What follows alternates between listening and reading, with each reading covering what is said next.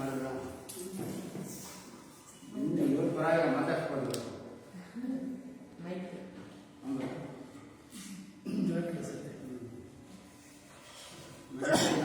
ದಿನ ಮಾತಾಡ್ತೀನಿ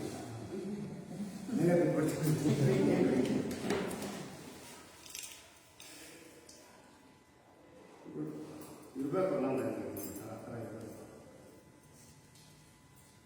ಇವತ್ತು ನಾವು ಒಂದು ವಿಷಯವನ್ನು ಈಗ ನಾವು ಸಾಮಾನ್ಯವಾಗಿ ಹೇಳ್ತಾ ಇರ್ತಾರೆ, ಪತ್ರಿಕೆ ಎಲ್ಲ ಹೇಳ್ತಾ ಇರ್ತಾರೆ, ಎಲ್ಲರೂ ಹೇಳ್ತಾರೆ, my dear masters, my dear God's ಅಂದರೆ. ಆಮೇಲೆ ಇನ್ನು ನಾವು ಅನೇಕ ಕಡೆ ಸತ್ಸಂಗಗಳಲ್ಲಿ ಪ್ರವಚನಗಳೆಲ್ಲ ಕೇಳ್ತೀವಿ, ನೀವೇ ದೇವರೇ ಅದರ್ ಗಾಡ್ಸ್, ನೀವೇ ಗಾಡ್ ಹೇಳ್ತಾರೆ. ಆಮೇಲೆ ಯಾರ ಮೇಲೆ ಧ್ಯಾನ ಮಾಡ್ತಾರೆ, ಶಿವ ಯಾರ ಮೇಲೆ ಮಾಡ್ತಾರೆ ಧ್ಯಾನ ಎಲ್ಲ ಹೇಳ್ತಿದ್ದಾರೆ. ಆದರೆ ಎಷ್ಟು ಜನಕ್ಕೆ ಇದು ಒಪ್ಪಳಕ್ಕಾಗುತ್ತೆ ಅಲ್ವಾ? ನಮಗೆ ಇವಾಗ ನಾನು ನೀನೇ ದೇವರಿಗೆ ಗೌರವ ಮಾಡ್ತೀವಿ ಆಗುತ್ತೆ ಇಲ್ವಾ? ಅದಕ್ಕೆ ಕೆಲವು ಅಟ್ರಿಬ್ಯೂಟ್ಸ್ ಇದ್ದಾರೆ, ಅದು ನಿಜನೇ. ನಾವು ದೇವಿ ಸ್ವರೂಪರೇ, ಸ್ವರೂಪತಃ ನಾವೆಲ್ಲ ದೇವಿ ಕ್ವಾಲಿಟೀಸ್ ಇದ್ದಾವೆ. ಆದರೆ ವ್ಯಕ್ತ ಆಗ್ತಾ ಇಲ್ಲ, ಇದು ಗೊತ್ತಾಗ್ತಾ ಇದೆ. ಗೊತ್ತಾಗಬೇಕಂದ್ರೆ ಏನೋ ಒಂದು ಜ್ಞಾನ ಬರಬೇಕಲ್ವಾ? ಜ್ಞಾನ ಅಂದರೆ ಗೊತ್ತಾಗ್ತದೆ, ಯಾವ ಜ್ಞಾನ? ಆತ್ಮಜ್ಞಾನನೇ ಬರಬೇಕು. ಸರಿ, ಇದಕ್ಕೆ ಇದೇನೇ ನಮ್ಮಲ್ಲಿ ನಮ್ಮ ಆಚಾರ್ಯರು, ಋಷಿಗಳು, ಮುನಿಗಳು ಇದ್ರ ಬಗ್ಗೆನೇ ಅನೇಕ ಚಿಂತನೆಗಳನ್ನು ಮನುಷ್ಯ ಯಾಕೆ ಮಾಡಿದ್ದಾರೆ ಎಲ್ಲ ನೀವೇ ಡಾಲರ್ ಯಾಕೆ ಹಿಂಗೆ ಬಂದು ಯಾಕೆ ಹುಟ್ಟಬೇಕು ಹುಟ್ಟಿಲ್ಲ ಆಗಲ್ಲ. ಇವಾಗಲೂ ತುಂಬ ಜನರ ಹತ್ರ ದೊಡ್ಡ ದೊಡ್ಡ ವ್ಯಕ್ತಿಗಳ ಹತ್ರ ಎಲ್ಲ ಕೇಳಿದ್ದೀನಿ, ಚರ್ಚೆ ಮಾಡೋದು ದೊಡ್ಡ ತಪಸ್ಸುಗಳು ಆ ಥರದ್ದು. ನಿಮಗೂ ಒಂದು ಬೀಜ ಹಾಕಿರಲ್ಲ ನೋಡಿ, ಅಂದರೆ ನಿಮ್ಮ ಮನಸ್ಸಲ್ಲಿ ಬಂದಿದೆ, ಇವನು ಮೂಲದಲ್ಲಿ ದೇವರಲ್ಲ ಗಾಡ್. ಸರಿ ಹೋಗಲಿ, ನಮ್ಗೆ ಮೊದಲು ಜನ್ಮಾನ ಇರಲಿಲ್ಲ, ಎಲ್ಲ ಸೂಕ್ಷ್ಮ ರೂಪದಲ್ಲಿದ್ದಾಗ ಅತ್ಯಂತ ಶುದ್ಧವಾಗಿದ್ದವರು, ಶುದ್ಧ ಚೈತನ್ಯ ಆಗಿರ್ತಾನೆ. ಮತ್ತೆ ಜನ್ಮ ತೆಗಿಬೇಕು ಅಲ್ವಾ? ಸುಮ್ಮನೆ ಈಗ ನೀವೇನು ಆಸಕ್ತಿ ಸರಿ ಮಾಡಬೇಡಿ, ಮನೆ ಚಿಂತನೆ ಮಾಡಿ ಅಲ್ವಾ? ನಮಗೆಲ್ಲ ಸಮಸ್ಯೆ ಬರ್ತಾರೆ ಜನ್ಮ ಇದ್ರೆ. ಆಮೇಲೆ ಇನ್ನು ಕೆಲವು ಕಡೆ ಪ್ರವಚನ ಕೇಳಿದ್ರು, ನಮಗೆ ಮನುಷ್ಯನಾಗಿರ್ತಾರೆ ಈ ಆತ್ಮ ಅಂತಕ್ಕಂಥದ್ದು ಈ ವಿಷಯ ಭೋಗಗಳನ್ನು ಅನುಭವಿಸಲಿಕ್ಕೆ ಒಂದು ಶರೀರ ಬೇಕು ಅಲ್ವಾ? ಈಗ ನಾವು ಊಟ ಮಾಡಬೇಕಂತ ಶರೀರ ಬೇಕಾನೆ. ನಮಗೆ ನಾಲಿಗೆ ರುಚಿ ಇದೆ, ಆ ರುಚಿ ನೋಡ್ಬೇಕಂತ ನಾಲಿಗೆ ಬೇಕು. ಸೂಕ್ಷ್ಮ ಸ್ವರೂಪದಲ್ಲಿ ಏನು ರುಚಿ ನೋಡ್ತೀವಿ. ಸರಿ, ಇದನ್ನ ಭೋಗವಾಗಿ ಬಂದ ಅಥವಾ ಒಂದು ಕಾನ್ಸೆಪ್ಟ್ ಇದೆ, ಇದನ್ನ ಅಲ್ಲ ಬೆಳೆಯಂಗಿಲ್ಲ ಯಾರು, ಯಾಕಂದ್ರೆ ಇದೆ ಇವೆಲ್ಲ ಚಿಂತನೆ ನಡೆಸಿರ್ತಾರೆ. ಸರಿ ಸರಿ ಜನ್ಮ ಬರ್ಬೇಕಂತಂದ್ರೆ ಅವ್ರಿಗೇನಾದ್ರು ಕರ್ಮವಾಸನೆ ಇರ್ಬೇಕಲ್ವಾ? ಸೊ ಇವೆಲ್ಲ ನಿಮ್ಗೆ ಪಾಠ ಆಗಿರೋದ್ರಿಂದ ಇಂಥವೆಲ್ಲ ಆಗಿರ್ತೀವಿ. ಕರ್ಮವಾಸನೆ ಇದ್ರೆ ತಾನೇ ಜನ್ಮ ಬರಬೇಕು. ಕರ್ಮವಾಸನೆ ಇಲ್ಲ, ಅಕೌಂಟ್ ಎಲ್ಲ ನಿಲ್ಲ ಆಗಬೇಕು ಅಂದ್ರೆ ಅವ್ರಿಗೆ ಮತ್ತೆ ಜನ್ಮ ಇಲ್ಲ ಅಲ್ವಾ? ಸೂಕ್ಷ್ಮ ಹಂಗೆ ಇರ್ತಾನೆ. ಸರಿ, ಹಂಗಿದ್ದ ಮತ್ತೆ ಬಂದ ಇಲ್ಲಿ. ಸರಿ, ಮೊದಲು ಯಾವ ಶುರುವಾಯಿತು ಅಲ್ವಾ? ಏನಾದ್ರು ಕರ್ಮವಾಸನೆ ಇದ್ದಾಗ ಅಂದ್ರೆ ಶರೀರಧಾರಿಯಾದ ಮೇಲೆ ಏನಾದ್ರು ಕರ್ಮ ಮಾಡ್ತಾನೆ, ಪಾಪನ ಪುಣ್ಯನ ಮಾಡ್ತೀವಿ ಅಲ್ವಾ? ಅದರಿಂದ ಅವ್ರಿಗೆ ಮತ್ತೆ ಜನ್ಮ, ಯಾವುದೇ ಜನ್ಮ, ಒಂದು ಸೊಳ್ಳೆ ಜನ್ಮ, ಒಂದು ಮನುಷ್ಯ ಜನ್ಮ, ಒಂದು ದೇವತಾ ಜನ್ಮ, ನಾಯಿ ಜನ್ಮ, ಆನೆ ಜನ್ಮ, ಯಾವುದೇ ಜನ್ಮ. ಸರಿ, ಆ ಕರ್ಮ ಮಾಡ್ಲಿಕ್ಕಾದ್ರೂ ಒಂದ್ಸಲ ಆಗಿರ್ಬೇಕಲ್ಲ, ಫಸ್ಟ್ ಟೈಮ್ ಒಂದ್ಸಲ ಮಾಡಿರ್ಬೇಕಲ್ಲ. ಫಸ್ಟ್ ಟೈಮ್ ಯಾಕೆ ಮಾಡಿದ ಅವನು? ಯಾಕೆ ಮಾಡಿದ? ಅದು ಶುದ್ಧವಾಗಿರ್ತಕ್ಕಂಥ ಶುದ್ಧ ಆತ್ಮ ಸ್ವರೂಪನಾಗಿರ್ತಕ್ಕಂಥ ಎಲ್ಲ ಜನ ಇರ್ತದೆ ಅವನಿಗೆ. ಅಂದ್ರೆ ಪಾಪ ಯಾವುದು, ಪುಣ್ಯ ಯಾವುದು, ಅಂದ್ರೆ ಯಾವುದು, ಸತ್ಯ ಮಿತಿ ಎಲ್ಲ ಗೊತ್ತಿರ್ತದೆ. ಅವಕ್ಕಲ್ಲೇ ದೇವರಾಗಿ ಗೊತ್ತಿರ್ಬೇಕಲ್ಲ ಎಲ್ಲ. ಸರಿ, ಗೊತ್ತಿರುತ್ತ ಅದು ಗೊತ್ತಿದ್ದವನು ಮತ್ತೆ ಜನ್ಮ ತಗೊಳ್ಬೇಕಂದ್ರೆ ಎಲ್ಲೋ ಒಂದು ಕಡೆ ಕರ್ಮ ಮಾಡಿ ಅಲ್ವಾ? ಯಾವ್ದಾರು ಕರ್ಮ ಪಾಪ ಕರ್ಮ ಪಾಪ ಅಂದ್ಕೊಳ್ಬಾರ್ತಾನೆ, ಅಷ್ಟು ಗೊತ್ತಿರುತ್ತೆ, ನಮಗೆಲ್ಲ ಗೊತ್ತಿದೆ. ಸೊ ಪಾಪನ ಪುಣ್ಯನ ಮಾಡಿರ್ಬೇಕು. ಪುಣ್ಯ ಕರ್ಮ ಮಾಡಿದ್ರೆ ಅವನು ಸುಖ ಭೋಗವನ್ನು ಅನುಭವಿಸ್ತಾನೆ, ಪಾಪ ಕರ್ಮ ಮಾಡಿದ್ರೆ ದುಃಖವನ್ನು ಅನುಭವಿಸ್ತಾನೆ. ಹಾಗೆ ಇರೋದಿಲ್ಲ. ಸೊ ನಮಗೆ ಅದಕ್ಕೆ ಶಾಸ್ತ್ರದಲ್ಲಿ ಒಂದು ಮಾತಿದೆ, ಈ ಮಾನವ ಜನ್ಮಕ್ಕೆ ಈ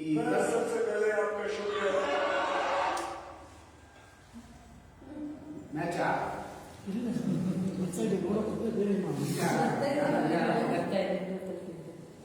ಅಲ್ವಾ?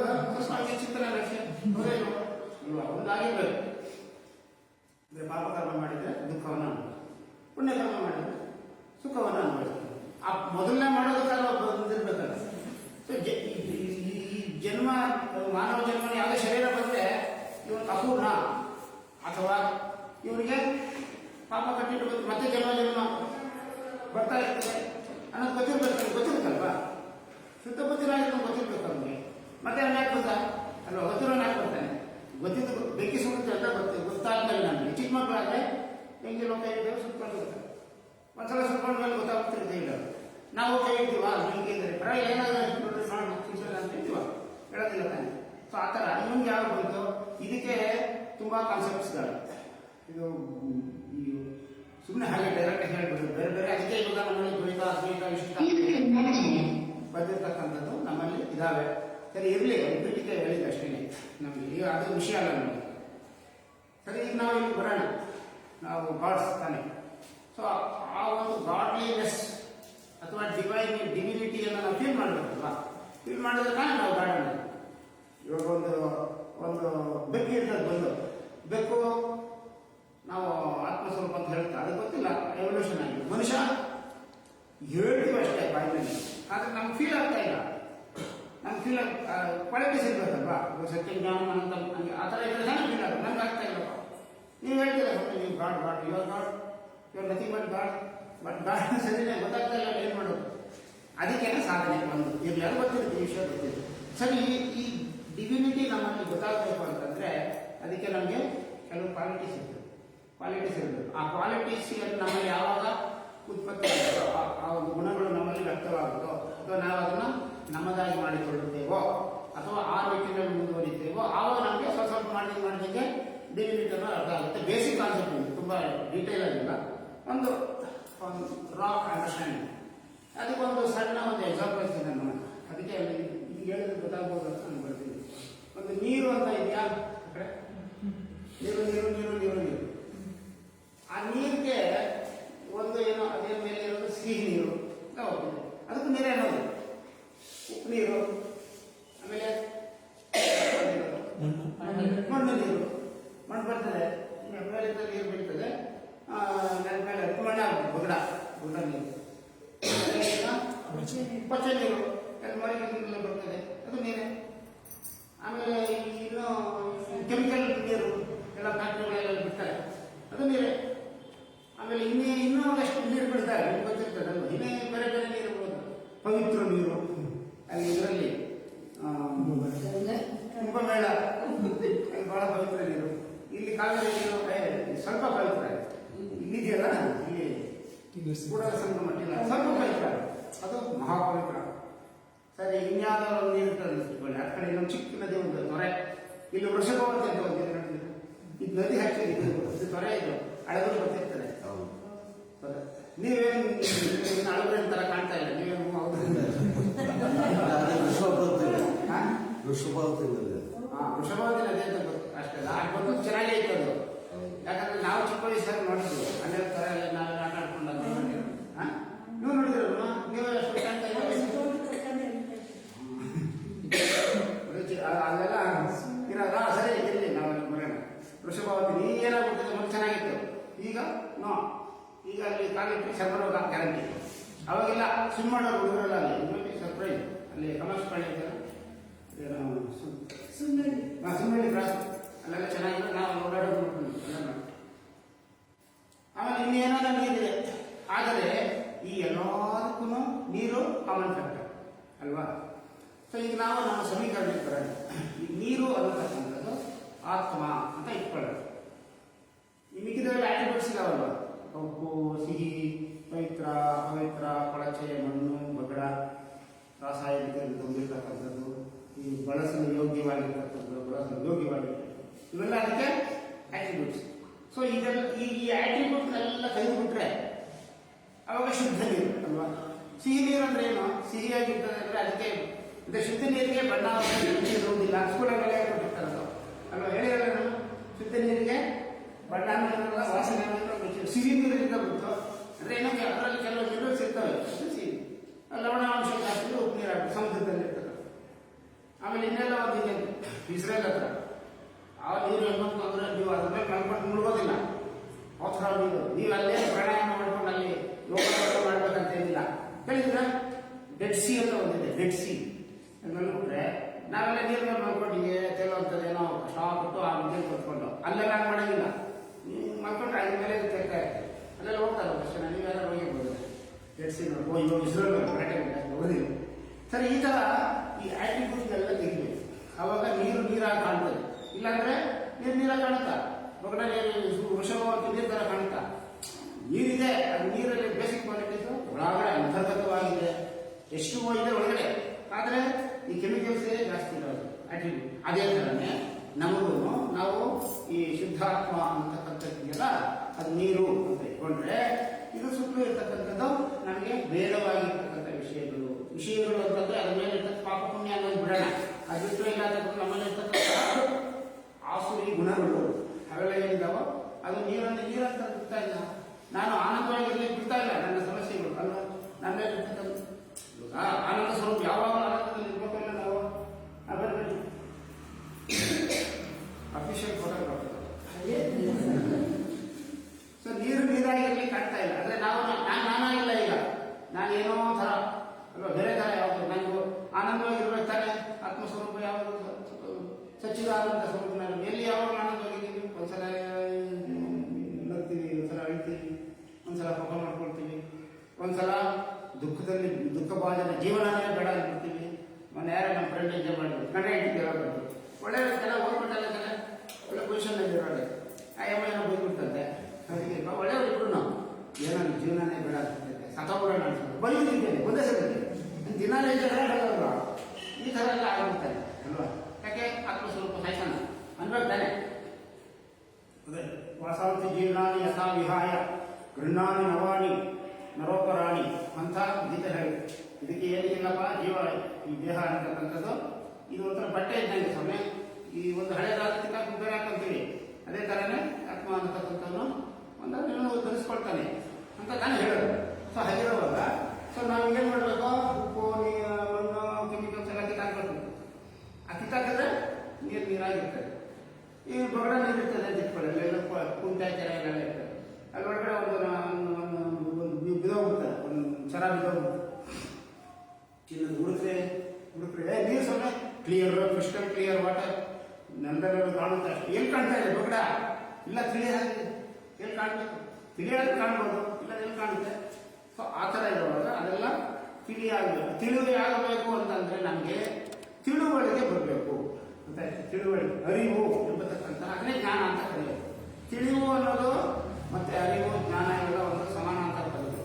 ಸೊ ನಮಗೆ ತಿಳುವಳಿಕೆ ಸುಮ್ಮನೆ ಪ್ರಾಸೆ ಕೇಳೋದಷ್ಟೇ. ಅರಿವು ಬರಬೇಕು, ತಿಳುವಳಿಕೆ ತಿಳಿದರೆ ಉತ್ತರ ಕರ್ನಾಟಕದಲ್ಲಿ. ಸೊ ಅದಕ್ಕೇನೆ ನಮ್ಗೇನಾಗಬೇಕು, ನಮ್ಮ ಸಾಧನೆಯನ್ನು ಮಾಡ್ತಾ ಮಾಡ್ತಾ ಮಾಡ್ತಾ ನಮಗೆ ಈ ದೈವಿ ಸಂಪತ್ತುಗಳು ನಮಗೆ ಕಾಣಬೇಕು ಅಲ್ವಾ. ದೈವಿ ಸಂಪತ್ತು, ಅದಕ್ಕೆ ಗೀತೆಲ್ಲ ದೈವಿ ಸಂಪತ್ತು 16ನೇ ಚಾಪ್ಟರ್ ದೈವಾಸುರ ಸಂಪತ್ತು ವಿಭಾಗ ಯೋಗ ಅಂತ ನಾವು ಚಾಪ್ಟರ್ ಇಟ್ಕೊಂಡು. ಸೊ ಈ ದೈವಿ ಸಂಪತ್ತನ್ನೆಲ್ಲ ನಾವು ಕೆಲವರಿಗೆ ದೈವಿ ಸಂಪತ್ತು ಇರ್ತದೆ. ಅವರು ದೇವರಂತ ಮನುಷ್ಯ ಅಂತ ಹೇಳಲ್ವಾ. ದೇವರಂತ ಮನುಷ್ಯ ಅಂದ್ರೆ ಅವ್ನಿಗೆ ಈ ಥರ ಕ್ವಾಲಿಟೀಸ್ ಎಲ್ಲ ಇರ್ತಲ್ಲ, ಅದಕ್ಕೆ ದೇವರಂತ ಮನುಷ್ಯ. ನಮ್ಗೆ ಹೇಳ್ತಾರ, ನಮಗೆ ಏನೋ ಮಾಡ್ತಾರೆ, ಏನೋ ಜನ ಅಂದ್ರೆ ಗೊತ್ತಿರ್ತಾರೆ ಹಂಗೆಲ್ಲ ಅಂತಾನೆ. ಕೆಲವರಿಗೆ ಜನ ಗೊತ್ತಿರೋದು ಹೇಳ್ತಾರೆ ದೇವರಂತ.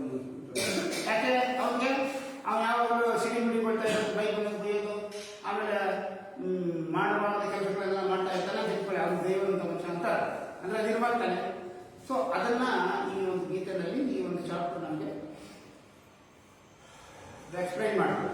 ದೈವಾಸುರ ಸಂಪತ್ತು ವಿಭಾಗ ಅಂದ್ರೆ ನಮ್ಮಲ್ಲಿ ಅದಕ್ಕೆ ಒಂದು ಶ್ಲೋಕ, ಅದಕ್ಕೆ ಕೃಷ್ಣವನ್ನು ಈ ಪ್ರಪಂಚದಲ್ಲಿ ಎರಡು ತರ ಬೇರೆ ಬೇರೆ ಕ್ಯಾಟಗರಿ. ಒಂದು ಕ್ಯಾಟಗರಿ ಕೆಲವರು ದೈವಿ ಸ್ವರೂಪ ಇರ್ತಾರೆ, ಕೆಲವರು ಆಸುರಿ ಸ್ವರೂಪ ಇರ್ತಾರೆ, ಬ್ರಾಡ್.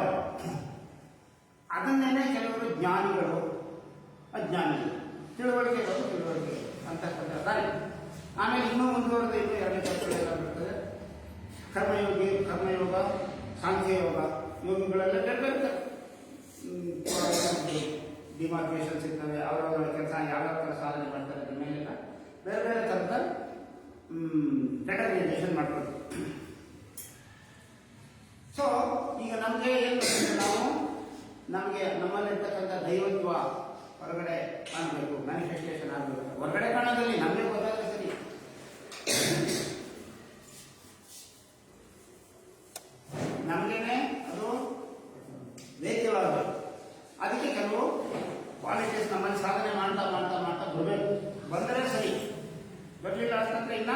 ಇಲ್ಲ ಮಾಡ್ಬೇಕಾನೆ, ಬಂದಿಲ್ಲ ಇನ್ನೂ ಆಸರೆ ಸ್ವಭಾವ. ಸೊ ಅದಕ್ಕೆ ನಾನು ಇವತ್ತು ಈ ದೈವಿ ಸಂಪತ್ತು ನೋಡಿ ಸರ್ ವೆಲ್ತ್, ದೈವಿ ಸಂಪತ್ತು, ಆಸುರಿ ಸಂಪತ್ತು ಸಂಪತ್ತೆ. ಅದಕ್ಕೆ ಒಂದು ನೆನಪು ಹೇಳ್ತೀನಿ, ನೀವು ಲಾಸ್ಟ್ ಟೈಮ್ ಹೇಳ್ತೇನೆ ಏನೋ ಗೊತ್ತಿಲ್ಲ. ಈ ಧ್ಯಾನ ಇದೆಯಲ್ವಾ, ಇದನ್ನ ಈ ದೈವಿ ಸಂಪತ್ತಿನವರು ಮಾಡ್ತಾರೆ, ಆಸುರಿ ಸಂಪತ್ತಿನವರು ಮಾಡ್ತಾರೆ, ಮಾಡೋದಿಲ್ವಾ? ಆಸುರಿ ರಾಕ್ಷಸರೆಲ್ಲ ಮಾಡ್ತಾ ಇರ್ಲಿಲ್ವಾ? ಅವರು ತಪಸ್ ಮಾಡೋರು, ಧ್ಯಾನ ಉಗ್ರವಾಗಿ ಮಾಡೋರು. ರಾವಣಾಸುರ ಎಷ್ಟು ರಾವಣಾಸುರ ಎಂಥ ತಪಸ್ಸು, ಬಹಳ ದೊಡ್ಡ ತಪಸ್ಸು, ದೊಡ್ಡ ಜ್ಞಾನಿ ಬೇರೆ. ಆಮೇಲೆ ಅವನು ಸಂಗೀತಗಾರ ಬಹಳ ಇದ್ದವನು, ಅವನಿಗೆ ಮೇಘಮಂಡಲ ರಾಗ ಅಂತ ಬರ್ತಾ ಇದ್ದಾರೆ. ಅಂದ್ರೆ ಏನಾದ್ರು ಬೆಂಕಿ ಎತ್ಕೊಂಡ್ಬಿಟ್ರೆ ಅವನು ಆ ರಾಗವನ್ನು ನುಡಿಸಿ ಮಳೆ ಸುರಿಸಿ ಅದನ್ನ ಆರಿಸೋನು. ಈ ಹನುಮಂತ ಲಂಕೆಗೆ ಬೆಂಕಿ ಎಲ್ಲ ಇಟ್ಕೊಂಡು ಬಂದ್ಬಿಟ್ಮೇಲೆ ಇವನೇನೋ ಅದನ್ನ ರಾಗವನ್ನು ಹಾಡಿ ಬೆಳೆದು ತಾನ್ಸೇನ್ ರಾಗ ಕೇಳಿದ್ದೀರಾ? ತಾನ್ಸೇನ್ ಸಂಗೀತ ಜ್ಞಾನಿ, ಅವ್ರಿಗೆ ಅವರು ಹಾಡ್ತಾ ಇದ್ರೆ ಸಂಗೀತದಲ್ಲಿ ದೀಪ ಇಟ್ಕೊಂಡ್ಬಿಡೋರು. ಈ ಥರದ್ದೆಲ್ಲ ಇರೋರು ಗೊತ್ತಿಲ್ಲ, ಅವ್ರಿಗೆ ತಾನ್ಸೇನ್ ಅಂತ ಕೇಳಿರ್ತಾರೆ ಅವ್ರಿಗೆ. ತಾನ್ಸೇನ್ ಈ ಥರ ಅಂದರೆ ಸಾಧಕರಿಗೆಲ್ಲ ಇರ್ತಾರಲ್ಲ, ನಾವು ಅವ್ರು ನೆನಪು ಮಾಡ್ಕೊಳ್ತೀವಿ. ಅವನು ಆಸ್ಥಾನದಲ್ಲಿ ಅಕ್ಬರ್ ಕಾಣುತ್ತೆ, ಅಕ್ಬರ್ ಹತ್ರ ಇದ್ದಲ್ಲ, ಹೋಗಿ ದಿನಾಲು ಹಾಡೋದು. ಅವ್ರ ಹತ್ರ ದೊಡ್ಡ ಸಂಗೀತ ಇದ್ದಲ್ಲ, ಅವ್ನು ಭಾಳ ಖುಷಿ ಆಗೋದು. ಆಮೇಲೆ ಒಂದಿನ ಇದು ಅವಾಗ ಇವ್ನು ಸಪ್ರೇಟ್ ಆಗಿ ಮಾಡೋದಂತ ಎಲ್ಲೋ ಕಾಡ ಹತ್ರ ಎಲ್ಲೋ ಒಂದು ಗುಹೆ ಥರ ಎಲ್ಲೋ ಅಲ್ಲಾಡೋದು. ಇವನು ರಾಜ ಏನು ಮಾಡೋದು, ಒಂದಿನ ಹೋಗಿ ನೋಡೋಣ ಎಲ್ಲೋ ಅಲ್ಲೋ ಅಂದರೆ ಹಚ್ಕೊಂಡು ನೋಡ್ಬೇಕಲ್ಲ, ಅವ್ನು ಗೊತ್ತಾಗ್ಬಾರ್ದು ಅಲ್ಲೋ ಪರಮಾದ್ಭುತವಾದ ಹಾಡೋದಂತ ಎಲ್ಲಿ ಆ ಗುಹೆದಲ್ಲಿ. ಆಮೇಲೆ ಬಂದ್ಬಿಟ್ಟಿದ್ದಾನೆ, ಬಂದು ನಾಳೆ ನೋಡ್ರಿ ಇಷ್ಟು ವರ್ಷದಿಂದ ಇಲ್ಲಿ ಹಾಡ್ತಾ ಇದ್ದೀರಾ, ನೀವು ಅಲ್ಲಿ ಗುಹೆನಲ್ಲಿ ಯಾವ ಬೇಕಾದ್ರೆ ನಾವೆಲ್ಲ ಇದ್ದೀವಿ, ನೀವು ಕಾಸು ಕೊಡ್ತೀವಿ, ಹಾಡೋದನ್ನ ಗಟ್ಟಿ ಹಾಡು ಕೊಡ್ತಾರಲ್ಲ, ಅವ್ರು ಖುಷಿಯಾಗಿ ಕೊಡ್ತೀವಿ. ಇಲ್ಲಿ ಅಲ್ಲಿ ಮಾಡ್ತಕ್ಕಂಥ ಪರ್ಫಾರ್ಮೆನ್ಸ್, ನಿಮಗೆ ಸಂಗೀತ ಪರ್ಫಾರ್ಮೆನ್ಸ್ ಸಾಟಿನೇ ಇಲ್ಲ, ಅದ್ವಿತೀಯವಾಗಿದೆ, ಏನು ರಹಸ್ಯ ಅಂತ ಹೇಳುತ್ತೆ. ಅವ್ನು ತಾನ್ಸೇನ್ ಹೇಳಿದಂತೆ, ಇಲ್ಲಿ ಆಡೋದು ನನಗೆ ಒಂಥರ ವೃತ್ತಿ ಧರ್ಮ, ಆಸ್ಥಾನ ನಾನು ಖಂಡಿತ ಆಸ್ಥಾನ ಸಂಗೀತಗಾರ ಇದಕ್ಕೆ ಆಡ್ತೀನಿ. ಅಲ್ಲಿ ನಮ್ಮ ಗುರುಗಳಿಗೋಸ್ಕರ ಆಡ್ತಿದ್ದಾರೆ. ನಾನು ಗುರುಗಳು ಯಾರೋ ಇವನೇ ಆಗಿರ್ಬೋದು, ಒಳಗಡೆ ಇರ್ತಕ್ಕ ಆತ್ಮ ಅವನೇ ಗುರು ಆಗಿರ್ಬೋದು, ಅಥವಾ ಅವ್ರು ಹೇಳ್ಕೊಟ್ಟವ್ರು ಆಗಿರ್ಬೋದು, ಯಾರೋ ಅವ್ರಿಗೋಸ್ಕರ ಆಡ್ತೀನಿ. ಅದಕ್ಕೆ ನಾನಲ್ಲಿ ನಂದೇನು ಎಕ್ಸ್ಪೆಕ್ಟೇಷನ್ ಇಲ್ಲ, ಅಲ್ಲಿ ಅನನ್ಯವಾಗಿರ್ತಕ್ಕಂಥ ಭಕ್ತಿಭಾವದಿಂದ ಸಮರ್ಪಣಾ ಭಾವದಿಂದ ಆಡ್ತೀನಿ. ಅದು ಏನು ಗೊತ್ತೋ ನನಗೆ ಗೊತ್ತಿಲ್ಲ, ನೀವು ಹೇಳಿದ್ಮೇಲೆ ಗೊತ್ತಾಗ್ತಾ ಇದೆ.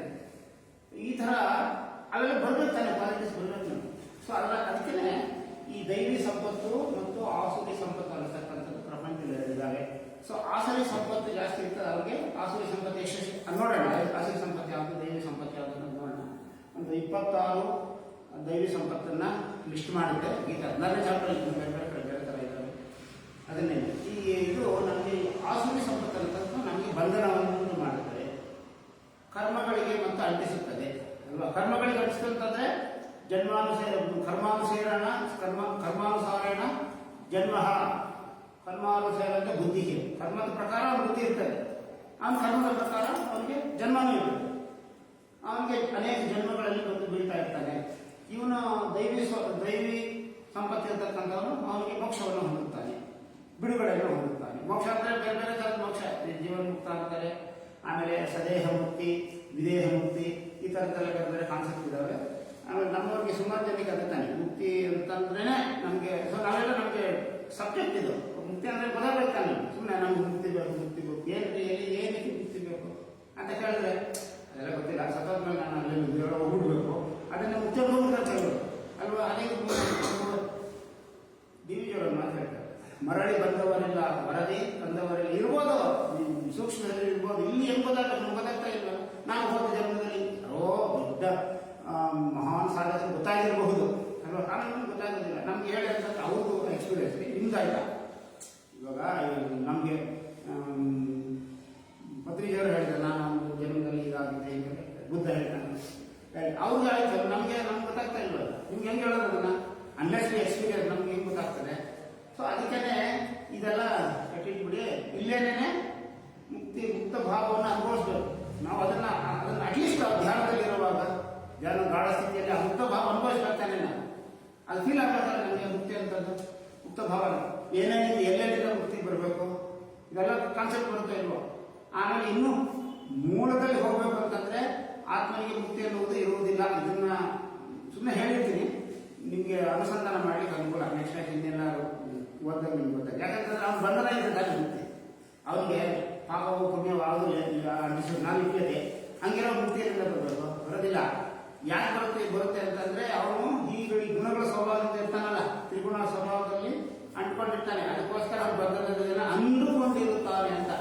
ರಾಜಯೋಗದೆಲ್ಲ ಕಾನ್ಸೆಪ್ಟ್ ಎಲ್ಲ ಇದ್ದೇನೆ. ತೋರಿಕೆಯ ಪ್ರಪಂಚ, ತೋರಿಕೆಯ ಪ್ರಪಂಚದಲ್ಲಿ ನಾವು ಜೀವನ ಮಾಡಿ. ತೋರಿಕೆ ಅಂತಂದ್ರೆ ಇರೋದೊಂದು ಬೇರೆ ತರ ಕಾಣ್ತಾ ಇದೆ. ಸೂರ್ಯ ಅಲ್ಲಿ ಈಸ್ಟಲ್ಲಿ ಹುಟ್ಟುತ್ತೆ, ಅಲ್ಲಿ ಮುಳುಗುತ್ತಾ ಅದು ಇಲ್ಲ, ಅಲ್ಲೇ ಕಾಣುತ್ತೆ ಅಲ್ವಾ. ಅದೇ ತರ ನಾವು ಬೇರೆ ಬೇರೆ ಸ್ವಲ್ಪೇನೋ ನಮ್ದೇನೋ ಅಂದ್ಕೊಳ್ತೀವಿ, ಹಂಗಿದ್ವಿ ಅಂದ್ಕೊಳ್ತೀವಿ, ದೊಡ್ಡವರು ಅಂದ್ಕೊಳ್ತೀವಿ, ಚಿಕ್ಕವನು ಅಂದ್ಕೊಳ್ತೀವಿ, ನಾಲಾಯಕ ಅಂದ್ಕೊಳ್ತೀವಿ, ನಾನೇಸ್ ಎಲ್ಲ ಅಂದುಕೊಳ್ಳುವುದರಿಂದ ಇರುವುದರ ಕಡೆ ಹೋಗುವ ಪ್ರಯಾಣವನ್ನ ಆಧ್ಯಾತ್ಮಿಕ ಪ್ರಯಾಣ, ಜ್ಞಾನ ಅಂತ ಅಂದುಕೊಳ್ಳೋದಲ್ಲ. ಇರೋದ್ರ ಕಡೆ ಹೋಗಿ, ಇರುವುದೇನೋ ಮನೆ ಏನೋ ಆತ್ಮಕತೆ ಒಂದೇ ಇರೋದು.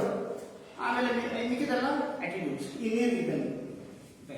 ಸೊ ಅದಕ್ಕೆ ನಾವು ಇವತ್ತು ಅಲ್ಲಿಷ್ಟು ಮಾತ್ರ ನೋಡೋಣ. ಆಮೇಲೆ ಇದರಲ್ಲಿ ಎರಡನೇ ಪಾರ್ಟ್ನಲ್ಲಿ ಇವತ್ತು ಮೋಸ್ಟ್ಲಿ ಆಗೋದಿಲ್ಲ, ನೆಕ್ಸ್ಟ್ ಟೈಮ್ ನೋಡೋಣ. ಅದನ್ನು ನೋಡೋಣ.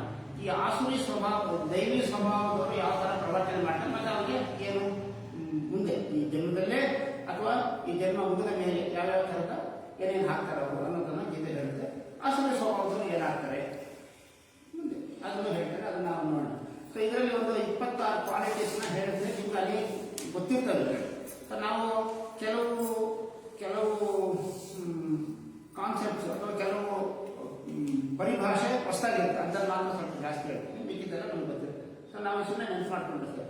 ದೈವಿ ಸಂಪತ್ತಿನಲ್ಲಿ ಇರ್ತಕ್ಕಂಥವ್ರಿಗೆ ಒಂದು 3 ಶ್ಲೋಕಗಳಲ್ಲಿ ಎಕ್ಸ್ಪ್ಲೈನ್ ಮಾಡ್ತಾರೆ. ನಾವು ಅದನ್ನ ಶ್ಲೋಕ ಎಲ್ಲ ಮಾಡೋದು ಗುಣಗಳು ಮಾತ್ರ ನೋಡ್ಕೊಂಡು ಹೋಗೋಣ. ಸೊ ಅಂದ್ರೆ ಇದೆಲ್ಲ ಏನಕ್ಕೆ ನಾವು ನೋಡ್ಬೇಕು, ನಾವು ಸಾಧನೆ ಮಾರ್ಗದಲ್ಲಿ ಇದೀವಲ್ಲ, ಇವೆಲ್ಲ ಇರ್ಬೇಕು ನಮ್ಗೆ. ಅಥವಾ ಯಶಸ್ವಿ ಇರೋದು ಅಂತಂದ್ರೆ ಪೂರ್ತಿ ಇರ್ಬೇಕಂತ ಇಲ್ಲ ಅಂತಂದ್ರೆ ಇರ್ಬೇಕು. ನಮ್ಗೆ ಅಟ್ಲೀಸ್ಟ್ ಪರ್ಸೆಂಟೇಜ್ ಗೊತ್ತಾಗ್ಬೇಕು, ನಮ್ಗೆ ಯಾವ ಪರ್ಸೆಂಟೇಜ್ ಇದೆ ಗೊತ್ತಾಗಬೇಕು. ಆಮೇಲೆ ಧ್ಯಾನ ಶುರು ಮಾಡಿದ್ಮೇಲೆ ಯಾವ ಮೊದಲೆಷ್ಟು ಪರ್ಸೆಂಟೇಜ್ ಇತ್ತು ಧ್ಯಾನ, 2 ವರ್ಷ ಆಯ್ತು, ಇವಾಗ ಏನು ಪರ್ಸೆಂಟೇಜ್ ಇದೆ, 5 ವರ್ಷ ಆಯ್ತು, ಅವಾಗ 2 ವರ್ಷದಿಂದ ಏನಿದೆ ಅದು ಶುರು ಮಾಡಿ, ಇವಾಗ ಏನಿದೆ, ಮುಂದೆ ಇವೆಲ್ಲ ಇರ್ಬೇಕಲ್ಲಿ ನಿಮ್ಗೆ. ಸೊ ಇವೆಲ್ಲ ಇದ್ದರೆ ಅವೆಲ್ಲ ದೈವಿ ಸಂಪತ್ತು, ಅವ್ರಿಗೆ ಮೋಕ್ಷ ಗ್ಯಾರಂಟಿ. ಆಮೇಲೆ ನಮ್ಗೆ ಇವೆಲ್ಲ ಏನು ಇರೋದಿಲ್ಲ, ಆದರೆ ನಮ್ಗೆ ಮೋಕ್ಷ ಬೇಕು ಅಂದ್ರೆ ನಮ್ಮ ಗುರುಗಳಿಗೆ ಮಾತಾಡೋದು. ಸರ್ ನಾವು ಬರಲ್ಲ, ಅವಾಗ ಈ ಥರ ಆಗ್ತಾ ಇದೆ, ಕುತ್ಕೊಳ್ಳೋಕೆ ಆಗ್ತಾ ಇಲ್ಲ, ಅರ್ಧ ಗಂಟೆ 10 ನಿಮಿಷ ಕುತ್ಕೊಳ್ಳೋಕೆ ಅದೊರಗಡೆ ಉಂಟು. ಆಮೇಲೆ ನೀವೆಲ್ಲ 5 ಅವರು 8 ಅವರೆಲ್ಲ ಧ್ಯಾನ ಮಾಡ್ತಾರೆ, ಏನು ಸಮಾಚಾರ ಅಲ್ಲಪ್ಪ. ಕೆಲಸ ಮಾಡ್ತಾರೆ, ಕೂಲಿ ಕೇಳಿದ್ರೆ ಹೆಂಗೆ ಕೆಲಸ ಮಾಡ್ಕೊಂಡು ಸಾಯಂಕಾಲ ಕೂಲಿ ಕೇಳ್ಬೇಕು. ನೀನು ಬೆಳಗ್ಗೆ 11 ಗಂಟೆಗೆ ಕೂಲಿ ಕೊಡೋದಾಗುತ್ತಾ, ಸಾಯಂಕಾಲ ಕೆಲಸ ಮಾಡ್ತಾರೆ ಅಂತ ಅನ್ನೋದು. ಆಮೇಲೆ ಇನ್ನೂ ಒಂದು ಮಾತಾಡೋದು. ಆಮೇಲೆ ಕೆಲವರು ಕಡಪಲ್ಲಿ ಇರ್ತಾರೆ, ಒಂದು ಗಾದೆ ಇದೆ ಕನ್ನಡದಲ್ಲಿ, ಬೈಗಿನ ತನಕ ಕೆಲಸ ಮಾಡಿ ಬದಿನ ಮರೆ ಕೊಡಬೇಕಾಗ. ನಮ್ಮ ಸುಮಾರು ಜನಕ್ಕೆ ಅಪ್ಲೈ ಆಗಿದೆ. ಬೈಗಿನ ತನಕ ಕೆಲಸ ಮಾಡೋದು, ಬದಿ ಮರೆ ಕೊಡೋದು. ಅಂದ್ರೆ ಬೈಕ್ ಹೋದ್ರೆ ಸಾಯಂಕಾಲ ಇನ್ನೇನು 6 ಗಂಟೆ ಕೂಲಿ ಕೊಡ್ತಾರೆ, ಇವನು 5 ಗಂಟೆವರೆಗೂ ಕೆಲಸ ಮಾಡೋದು. ಆಮೇಲೆ ಬೇಜಾರಾಗಿ ಕೊಡೋದು. ಈ ಮಧ್ಯದಲ್ಲಿ ಸಾಧನೆ ಬಿಟ್ಬಿಟ್ಟು ಹೊಡೋಗ್ಬಿಡ್ತಾರಲ್ಲ, ಅವ್ರಿಗೆ ಮಾತು ಹೇಳೋದು, ಕೂಲಿ ಕೊಡ್ತಾರಾ, ಮಾಡಿರ್ತಾನೆ 10 ಗಂಟೆ 5 ಗಂಟೆ ಸರಿ 6 ಗಂಟೆ ಕೂಲಿ ಕೊಡ್ತಾರೆ, ಅಟೆಂಡೆನ್ಸ್ ಹಾಕಿ ಹಾಕ್ಬಿಡ್ತಾನೆ, ಅಲ್ಲಿ ಕೊಡೋದು. ಹೊಲದಲ್ಲೆಲ್ಲ ಕೆಲಸ ಮಾಡಿಕೊಡೋದಿಲ್ಲ. ಅದೇ ಥರ ಬೈಕ್ ಇರ್ತದೆ. ಹಂಗಾಗ್ಬಿಡಪ್ಪ, ಮಾಡಬೇಕು, ಜನ ಮಾಡ್ತಾ ಇರ್ಬೇಕು, ಏನು ಸಾಧ್ಯ ಅಂತೆಲ್ಲ ಹೇಳಿ ನಮಗೆ ತಲೆ ಮೇಲೆ ಒಂದು ಮಡ್ಕೋದು ನಮ್ಗೆ ಇಟ್ಕೊಂಡು. ಸರಿ, ಇದರಲ್ಲಿ ಮೊದಲನೇ ದೈವಿ ಸಂಪತ್ತು ಅಭಯ. ಕೆಲವು ಗೊತ್ತಿರ್ತದೆ ಸ್ವಲ್ಪ. ಅಭಯ ಅಂತಂದ್ರೆ ಯಾವುದೇ ವಿಚಾರದಲ್ಲಿ ನಮ್ಗೆ ಮುಂದೆ ಬರ್ಬೋದು, ಈಗ ಬರ್ಬೋದು, ಆ ಥರ ಒಂದು ಭಯ ಇರಬಾರದು. ನಮ್ಗೆ ಭಯ ಏನಂತ ಇರ್ತದೆ, ನಮ್ಗೆ ಅವ್ರೇನು ಅನ್ಬಿಡ್ತಾರೋ ಭಯ. ಇಂಥದ್ದು ಸಮಸ್ಯೆ ಜಾಸ್ತಿ ನಮಗೆ, ಅವ್ರೇನು ಅನ್ಕೊಂಡ್ಬಿಡ್ತಾರೋ, ಇವ್ರೇನು ಅನ್ಕೊಂಡ್ಬಿಡ್ತಾರೋ, ಭಯ ತಾನೆ ಅಲ್ವಾ. ಆಮೇಲೆ ಏನೇನೋ ಭಯ, ಪಬ್ಲಿಕ್ ಸ್ಪೀಕಿಂಗ್ ಭಯ, ಆಮೇಲೆ ನಾಳೆ ವಯಸ್ಸಾದ್ರೆ ಹೆಂಗೆ ಅಂತ ಭಯ, ಕೆಲವರು ಕೂದಲು ಉದುರೋಗ್ಬಿಟ್ರೆ ಅಂತ ಭಯ, ಏನೇನು ಇರ್ತಾರಲ್ಲ. ಕೆಲವು ಸಿಲ್ಲಿ ಭಯಗಳು, ಕೆಲವು ನಿಜ ಭಯಗಳು ಇರ್ತವೆ. ನಾಳೆ ನಾನು ಒಟ್ಟಿಗೆಲ್ಲ ನೆನಪು ಮಾಡೋದು ಅಲ್ವಾ, ಕಾಯಿಲೆ ಬಿಟ್ಬಿಟ್ರೆ ನೋಡ್ಕೊಂತಾರೆ ಇಲ್ವೋ, ಏನು ಈ ಥರದ್ದು. ನಮ್ಗಿರೋ ದುಡ್ಡು ಸಾಲಲ್ಲ ಈಗ. ಆಮೇಲೆ ಏನು ಮಾಡೋದು, ನಾನು ಏನೋ 200 ವರ್ಷ ಬದುಕೊಂತಾರ, ಇವಾಗ ಒಂದು 50 ಲಕ್ಷ ಇದೆ, ಆದರೆ ಸಾಲುತ್ತಾ ಇಲ್ಲ ಗೊತ್ತಿಲ್ಲ. ಈಗ 50 ವರ್ಷ ಆಗಿರುತ್ತೆ, ಇನ್ನು 50 ಲಕ್ಷ ಇಟ್ಕೊಂಡಿದ್ರೆ ಇನ್ನೊಂದು 50 ವರ್ಷ ಬದುಕಲ್ವಾ, ಆ ಇಂಟ್ರೆಸ್ಟ್ ಬರ್ತಾ ಇರ್ತದೆ, ಬದುಕೋದು ಹಿಂಗಲ್ಲ. ಈಗ ಸಾಲುತ್ತಾ ಇಲ್ವಾ, ಏನು ಮಾಡೋದು ಈ ಥರ. ಆಮೇಲೆ ಹಿಂದಿನವ್ರಿಗೆ ಇದು ಇನ್ಸೆಕ್ಯೂರಿಟಿ, ಫಿಯರ್ ಆಫ್ ಇನ್ಸೆಕ್ಯೂರಿಟಿ ಅಂತ. ಎಲ್ಲಕ್ಕಿಂತ ದೊಡ್ಡ ಭಯ ಮರಣ ಭಯ ಅಲ್ವಾ. ಮರಣ ಭಯ ಇರಬಾರ್ದು. ಯಾಕೆ ಮರಣ ಭಯ ಯಾಕೆ ಬರ್ತದೆ ನಮಗೆ ಆಧ್ಯಾತ್ಮಿಕ ಸಾಧಕರಿಗೆ? ಮರಣ ಅನ್ನೋದಿರೋದಿಲ್ವಲ್ಲ, ಆತ್ಮನಿಗೆ ಮರಣ ಇದೆಯಾ ಇಲ್ವಲ್ಲ. ಅದಕ್ಕೆ ಏನು ಮರಣ ಇದೆ ಅನ್ನೋ ಭಯ ಬರ್ತದ. ನಾವು ಸಾಯ್ತೀವಿ ಅಂತಂದ್ರೆ ಭಯ ಬರೋದು. ಸಾಯೋದೇ ಇಲ್ಲ ಅಂತಂದ್ರೆ ಮುಕುಂದ ಸ್ವಾಮಿಗಳು ನನ್ನ ಹತ್ರ ಒಂದ್ಸಲ ಸತ್ತೋದ ಮಣ್ಣು ಮಾಡ್ಬಿಟ್ಟು ಬಂದು ಅಂದರೆ ಅವನೇನಪ್ಪ ಸತ್ತೋದ್ನ ಸತ್ತು ಹೆಂಗ ಹೋಗ್ತಾನೆ ಅನ್ನೋದು ಸತ್ತು ಹೆಂಗ್ ಹೋಗ್ತಾನೆ ಅಂತ. ಇಲ್ಲ ಸ್ವಾಮಿ ನಾವೇ ವಿವರಣೆ ಬಂದ್ಬಿಟ್ಟು ಹೌದು ನೀನೇ ಸಮಾಧಿ ಮಾಡ್ಬಿಟ್ಟು ಬಂದಿದ್ದೀವಿ ನೋಡ್ಬಿಟ್ಟು ಅಂತಂದ್ರೆ ಹೌದಾ ಸರಿ ಕಣಪ್ಪ ಅಂದ್ಬಿಟ್ಟು ಇವರು ಶಿಷ್ಯರು ಇದ್ದಲ್ಲ ಬೆಳಗಡೆ ಕೃಷ್ಣಾಸ್ತ್ರಿಗಳು ಇದ್ರು ಜೊತೆಲಿದ್ರು ಅವ್ರು ಬರ್ಕೊಂಡಿರ್ತಾರಲ್ಲ ಅವ್ರು ರೆಕಾರ್ಡ್ ಮಾಡಿ ಸತ್ ಮೇಲೆ ಹೆಂಗಪ್ಪ ಸಮಾಧಿ ಆಗೋದು ಇರೋವಾಗಲೇ ಸಮಾಧಿ ಆಗೋದು. ಸಮಾಧಿ ಅಂದ್ರೆ ಧ್ಯಾನದ ನೆಕ್ಸ್ಟ್ ಅಂದ್ರೆ ಯೋಗದ ಚರ್ಮಸ್ಥಿತಿ ಸಮ ಆದಿ ಆದಿಗೆ ಸಮ ಅಂತ. ಆದಿ ಅಂದ್ರೆ ಸುಪ್ರೀಂ ಕಾನ್ಶಿಯಸ್ನೆಸ್ ಅಂತೀವಲ್ಲ ನಾವು ವಿಶ್ವಶಕ್ತಿ ನಮ್ಮ conscious individual conscious equalise the supreme consciousness ಅದೇ ಕನೆಕ್ಟಿವಿಟಿ ಅಂತ ಕರೀತಾರೆ. ಆದರೆ ನಮಗೆ ವಿಶ್ವಶಕ್ತಿಗೂ ಕನೆಕ್ಟ್ ಆದ ಆವಾಗ ಸೃಷ್ಟಿಯ ರಹಸ್ಯಗಳೆಲ್ಲ ಅದು ನಮ್ಗೆ ಕಾಣಿಸ್ತದೆ. ಈಗೆಲ್ಲ ಸಿದ್ಧಿಗಳು ಬರ್ತದೆ, ಈಗೆಲ್ಲ ಬರ್ತದೆ. ಆಮೇಲೆ ಅವನಿಗೆ ಈ ಥರದ್ದು ಜನ್ಮ ಎಲ್ಲ ಇರೋದಿಲ್ಲ ಬಂದ ಮೇಲೆ. ಸರಿ ಅಲ್ಲಿಗಿರೋವಾಗ ಇವನು ಸಾಯೋದಿಗೆ ಅಲ್ಲ ಸತ್ತು ಹೇಗೋ ಅವಧೂತರು ಮಾತ್ರ ಈ ಥರ ಮಾತಾಡ್ತಾರೆ. ಸತ್ತು ಹೋಗ್ತಾನೆ ಅಂದ್ರೆ ಸತ್ತು ಅಂದ್ರೆ ಏನು ಸತ್ಯ ತಾನೆ. ಸತ್ತು ಹೋಗೋದು ಹೇಗೆ ಪಕ್ಕಂತ ಅರ್ಥ ಆಗೋದಿಲ್ಲ ನನಗೆ. ಸತ್ತು ಹೆಂಗ ಹೋಗ್ತಾನೆ ನಮ್ಮ ಭಾಷೆಯಲ್ಲಿ ಸತ್ತೋದ ಅಂದ್ರೆ ಸತ್ತು ಹೋದ. ಇವ್ರು ಹೇಳೋದು ಸತ್ತು ಹೋದ. ಸತ್ತು ಎಲ್ಲರೂ ಹೋಗ್ತಾನೇನಪ್ಪ ಇವನು ಸಾಯಲ್ಲಪ್ಪ ಇವನು ಯಾವಾಗಲೂ ಇರ್ತಾನಂತ ಇವ್ರು ತೋರ್ಸ್ಕೊಳ್ಳೋದು. ಇವನಂದ್ರೆ ನೋಡಿದ್ರೆ ನಮ್ಮ ಕೈ ಮುತಿಯ ಕಾಯ್ತು ಇವಾಗಲೇನೆ ಸಾಯಲ್ಲ ಅಂತ ಇದ್ದಾನೆ ಅಂತ ಅನ್ಕೋತಾರೆ ಇಲ್ವಾ. ಇವ್ರು ಮಾತಾಡೋದು ಆತ್ಮತತ್ವದ ಬಗ್ಗೆ ಮಾತಾಡ್ತಾರೆ. ಆತ್ಮ ಹೋಗೋದಿಲ್ರಿ ತಾನೇ ಹೇಳೋದು.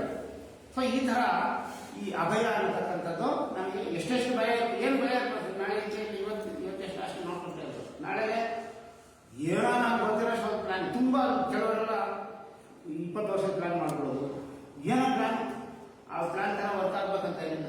ಆದರೆ ಟೈಮಲ್ಲಿ ಹೇಳ್ಕೊಟ್ಟು ತೀರಾ ಪ್ಲಾನ್ಗಳಲ್ಲಿ ಜಾಸ್ತಿ ಮಾಡೋಕೆ ಆಗೋದಿಲ್ಲ, ನಡೆಯೋದಿಲ್ಲ. ಕೆಲವರೆಲ್ಲ ಮಾಡೋದಿಲ್ಲ ಅಂತಲ್ಲ, ಅದು ಮಾಡಿದ್ರು ಸರಿ ಆಗಲಿ ಅಂತ ಬಿಟ್ಟರೆ ಸರಿ. ಅದು ನಡೀಲಿಲ್ಲ ನಮ್ಮ ಸಮಸ್ಯೆ ಇದ್ದಾನೆ. ಅಯ್ಯೋ ನನ್ನ ಪ್ಲಾನಿಂಗ್ ಅಪ್ಸೆಟ್ ಆಗ್ಬಿಟ್ಟು ನಾನೊಂದ್ಸಲ ಕೆಲಸಕ್ಕೆ ಸೇರ್ಕೊಂಡಿದ್ದೆ ಮುಂಬೈನಲ್ಲಿ ಕೆಲಸಕ್ಕೆ ಇರ್ತಾರೆ. LICನಲ್ಲಿ ಸೇರ್ಕೊಂಡಿದ್ದೆ. ಆ ಸೇರ್ಕೊಂಡು ಅವನಿಗೆ ಕೆಲವರು ನೋಡಿ ಅವಕಾಶ ಸೇರ್ಕೊಂಡವನೇ 1 ತಿಂಗಳು ಕೂಡ ಆಗಿಲ್ಲ. ರಿಟೈರ್ಮೆಂಟ್ ಆದಾಗ ಇವನು ಹೆಂಗಿರ್ತಾನೆ, ಎಷ್ಟು ಪ್ರಮೋಷನ್ ತಗೊಂಡಿರ್ತಾನೆ, ಎಷ್ಟು ದುಡ್ಡು ಬರ್ತದೆ ಅವಾಗಲೇ ಲೆಕ್ಕ. ಅವಾಗ ಇನ್ನು 40 ವರ್ಷ ಸರ್ವಿಸ್ ಆಗಬೇಕು. ಇವನು ಡಿಗ್ರಿ ಮುಗಿಸಿ ಬಂದ್ರೆ ನೋಡಲ್ಲ, ಇನ್ನು 37-38 ವರ್ಷ ಸರ್ವಿಸ್ ಆಗಬೇಕು. ಅವಾಗ ಪ್ಲಾನಿಂಗ್. ಆಮೇಲೆ ಅಷ್ಟು ಮಧ್ಯದಲ್ಲಿ ಯಾವ ಮದುವೆ ಆಗಬೇಕು, ಯಾವ ಮಕ್ಕಳು ಮಾಡ್ಕೊಳ್ಬೇಕು. ಅಪ್ಪ ಮಗನ ಮಾಡ್ತಾ ಇಲ್ಲ, ಇವನು ಮಾಡ್ತಾರೆ. ಈ ಥರ ಪ್ಲಾನ್ಗಳು 37 ವರ್ಷ. ನಾನು ವರ್ಷ ಸೇರಿದ್ದವ. ನಾನು ಮುಂಬೈ ನಾವಲ್ಲಿ LIC ಬರ್ತಾರೆ. ನಾನು 37 ಸರ್ವಿಸ್ ಆಯಿತು. ಅವನೇನಾದ್ರು ಗೊತ್ತಿಲ್ಲ, ಇದ್ದಾರೋ ಸಪೋಸ್ ಗೊತ್ತಿಲ್ಲ. ಹೀಗೆಲ್ಲ ಕೆಲವರು ಮಾಡ್ತಾರೆ. ಅಷ್ಟೊಂದು ಆಧ್ಯಾತ್ಮಿಕ ವ್ಯಕ್ತಿಗಳಂತೂ ಸಾಮಾನ್ಯವಾಗಿ ಈ ಥರ ಹೈ ಲೆವೆಲ್ ಪ್ಲಾನಿಂಗ್ ಯಾಕೆ ಗೊತ್ತಾ ಬಿಟ್ಬಿಡ್ತಾರೆ. ಇವನ ಸಾಧನೆ ಅಥವಾ ಏನಾದ್ರು ಸರಿಯಾಗಿತ್ತು ಅಂತ ಇಟ್ಕೊಳ್ಳಿ, ಮಾರ್ಗದಲ್ಲಿ ಸರಿಯಾಗಿ ಮಾರ್ಗದಲ್ಲಿ ಇಟ್ಕೊಳ್ಳಿ. ಪ್ರಕೃತಿನೇ ನೋಡ್ಕೊಂಡು ಕೆಲಸ ಅನೇಕ ಸಲ ಒಂದು ಆಧ್ಯಾತ್ಮಿಕ ಸಾಧಕರಿಗೆ ಇದೊಂದು ನಿಮಗೆ ಸುಮಾರು ಜನಕ್ಕೆ ನೋಡಿರ್ಬೋದು. ಅವ್ರಿಗೆ ಜಾಸ್ತಿ ತಲೆಕೆಡಿಸ್ಕೊಳ್ಳಲ್ಲ. ಅವರು ಸ್ಪಿರಿಚುವಲ್ಲೇ ಇರ್ಬೇಕಂದ್ರೆ ದೊಡ್ಡ ಸೈಂಟಿಸ್ಟ್ ಇರ್ತಾನೆ ಅಂತ ಇಟ್ಕೊಳ್ಳಿ. ಈಗ ಲೂಯಿಸ್ ಪ್ಯಾಶ್ಚರ್ ಅಂಥವ್ರು, ಐನ್ಸ್ಟೀನ್ ಅವರೆಲ್ಲ ಯಾವುದು ಸಂಬಳ ತಲೆಗೆಚ್ಕೊಂಡಾರಲ್ಲ, ಕೊಡೋದು ತಲೆಗೆಚ್ಕೊಳ್ಳೋದು. ಲೂಯಿಸ್ ಪ್ಯಾಶ್ಚರ್ಗೆ ಮದುವೆ ಟೈಮ್ಗೆ ಅವರೆಲ್ಲ ಲ್ಯಾಬ್ರೇಟರಿ ಸಿಕ್ಕಿದ್ದಾರೆ. ಹೋಗಿ ನಾವು ಬರೀ ಯೋಗಿಗಳ ಬಗ್ಗೆ ಅಂತ ಹೇಳ್ತಾ ಇಲ್ಲ. ಅವರು ಒಂಥರ ಒಂದು ಸಾಧಿರ್ತಾನೆ. ಲೂಯಿಸ್ ಪ್ಯಾಶ್ಚರ್ಗೆ ಅವ್ನು ಮದುವೆ ಬಂದ್ರೆ ಅಂದ್ರೆ ಅವನ ಲ್ಯಾಬ್ರೇಟರಿ ಏನೋ ಮಾಡ್ಕೊತಿದ್ದಂತೆ. ಅವನು ಏನೇ ಉಂಗ್ರ ತಾನೆ ಹಾಕೋದು. ಈಗೆಲ್ಲ ಉಂಗ್ರ ಹುಡುಗಿ ಎಲ್ಲ ಸೆಕ್ಸರ್ ಹುಡುಗಿ ಮಾತ್ರ ಇದ್ದಾಳೆ. ಅವ್ನ ಫ್ರೆಂಡ್ ಹೇಳ್ತಿದ್ರು ಅವ್ನು ಎಲ್ಲಿದ್ದ ನಮ್ಗೆ ಗೊತ್ತಾದ ಹೋಗಿ ಕಲ್ಕೊಂಡು ಮಾಡ್ತಾನೆ. ಸೊ ಅದೇ ಥರ ನಮ್ಮ ಅಷ್ಟೇ ನಾವು ಧ್ಯಾನ ಅಧ್ಯಾತ್ಮ ಅಂತಕ್ಕಂಥವ್ರು ಯಾವ ಅದು ಓದ್ಕೊಂಡಿರೋದು ಇನ್ನೇನು ಮಾಡೋದು ಹಂಗೆ ತಾನೇ ಮಾಡ್ತಾ ಇರ್ತೀವಿ. ಮಾಡ್ತಾ ತಾನೆ ಮಾಡ್ತಿರ್ತೀವಿ. ಸೊ ಹೀಗೆ ಈ ಅಭಯ ಅನ್ನತಕ್ಕಂಥದ್ದು ದೈವಿ ಸಂಪತ್ತಿನ ಒಂದು ಭಾಗ, ಮುಖ್ಯ ಭಾಗ. ಅಭಯ ಎಲ್ಲ ಅದು ತೆಗೆದುಕೊಡ್ತೀನಿ ಇದು ತೆಗೆದುಕೊಳ್ತೀನಿ ಅಂತ ಹಂಗನ್ಬಿಟ್ಟು ಇವಾಗ ನಾಯಿ ಓಡಿಸ್ಕೊಂಡ್ಬಂದ್ಬಿಟ್ಟು ಅಂದ್ರೆ ದೈವಿ ಸಂಪತ್ತಿನ ಒಳಗೆ ಅಂತಂದ್ರೆ ಹಂಗಲ್ಲ. ವ್ಯವಹಾರದಲ್ಲಿ ಹೆಂಗಿರ್ಬೇಕು ಇದ್ದೇ ಇರ್ಬೇಕಲ್ವಾ ಅಲ್ವಾ. ನಿಮ್ಗೆ ಅಭಯ ತಾನೆ, ಊಟ ಮಾಡಬೇಡಿ ಬಿಡಿ ಹಸುವಾಗುತ್ತೆ. ಆ ಥರದೆಲ್ಲ ಸಿಹಿಯಾಗೆಲ್ಲ ಹೇಳ್ಬಾರ್ದು. ಈ ಥರದ್ದು ಏನೋ ಆಗ್ಬಿಡುತ್ತೆ, ನಮಗೆ ಅವಮಾನ ಆಗ್ಬಿಡ್ತದೆ, ನಾವು ಇನ್ನೇನೋ ಸತ್ತೋಗ್ಬಿಡ್ತೀವಿ ನಾಳೆ, ಈ ಥರ ತಾನೆ. ನಮ್ಗೆ ಯಾರೋ ಇನ್ನೇನೋ ಮೋಸ ಮಾಡ್ಬಿಡ್ತಾರೆ, ನಾವು ನಮ್ಮ ಜೊತೆ ಇದು ನೋಡೇವಿ, ಈ ಥರದ್ದೆಲ್ಲ ಇದೆಯಲ್ಲ, ಈ ಥರದ್ದೆಲ್ಲ ಅವ್ನಿಗೆ ಇರೋದಿಲ್ಲ. ಯಾವ ಭೀತಿ ಇದೆ ತಾನೆ.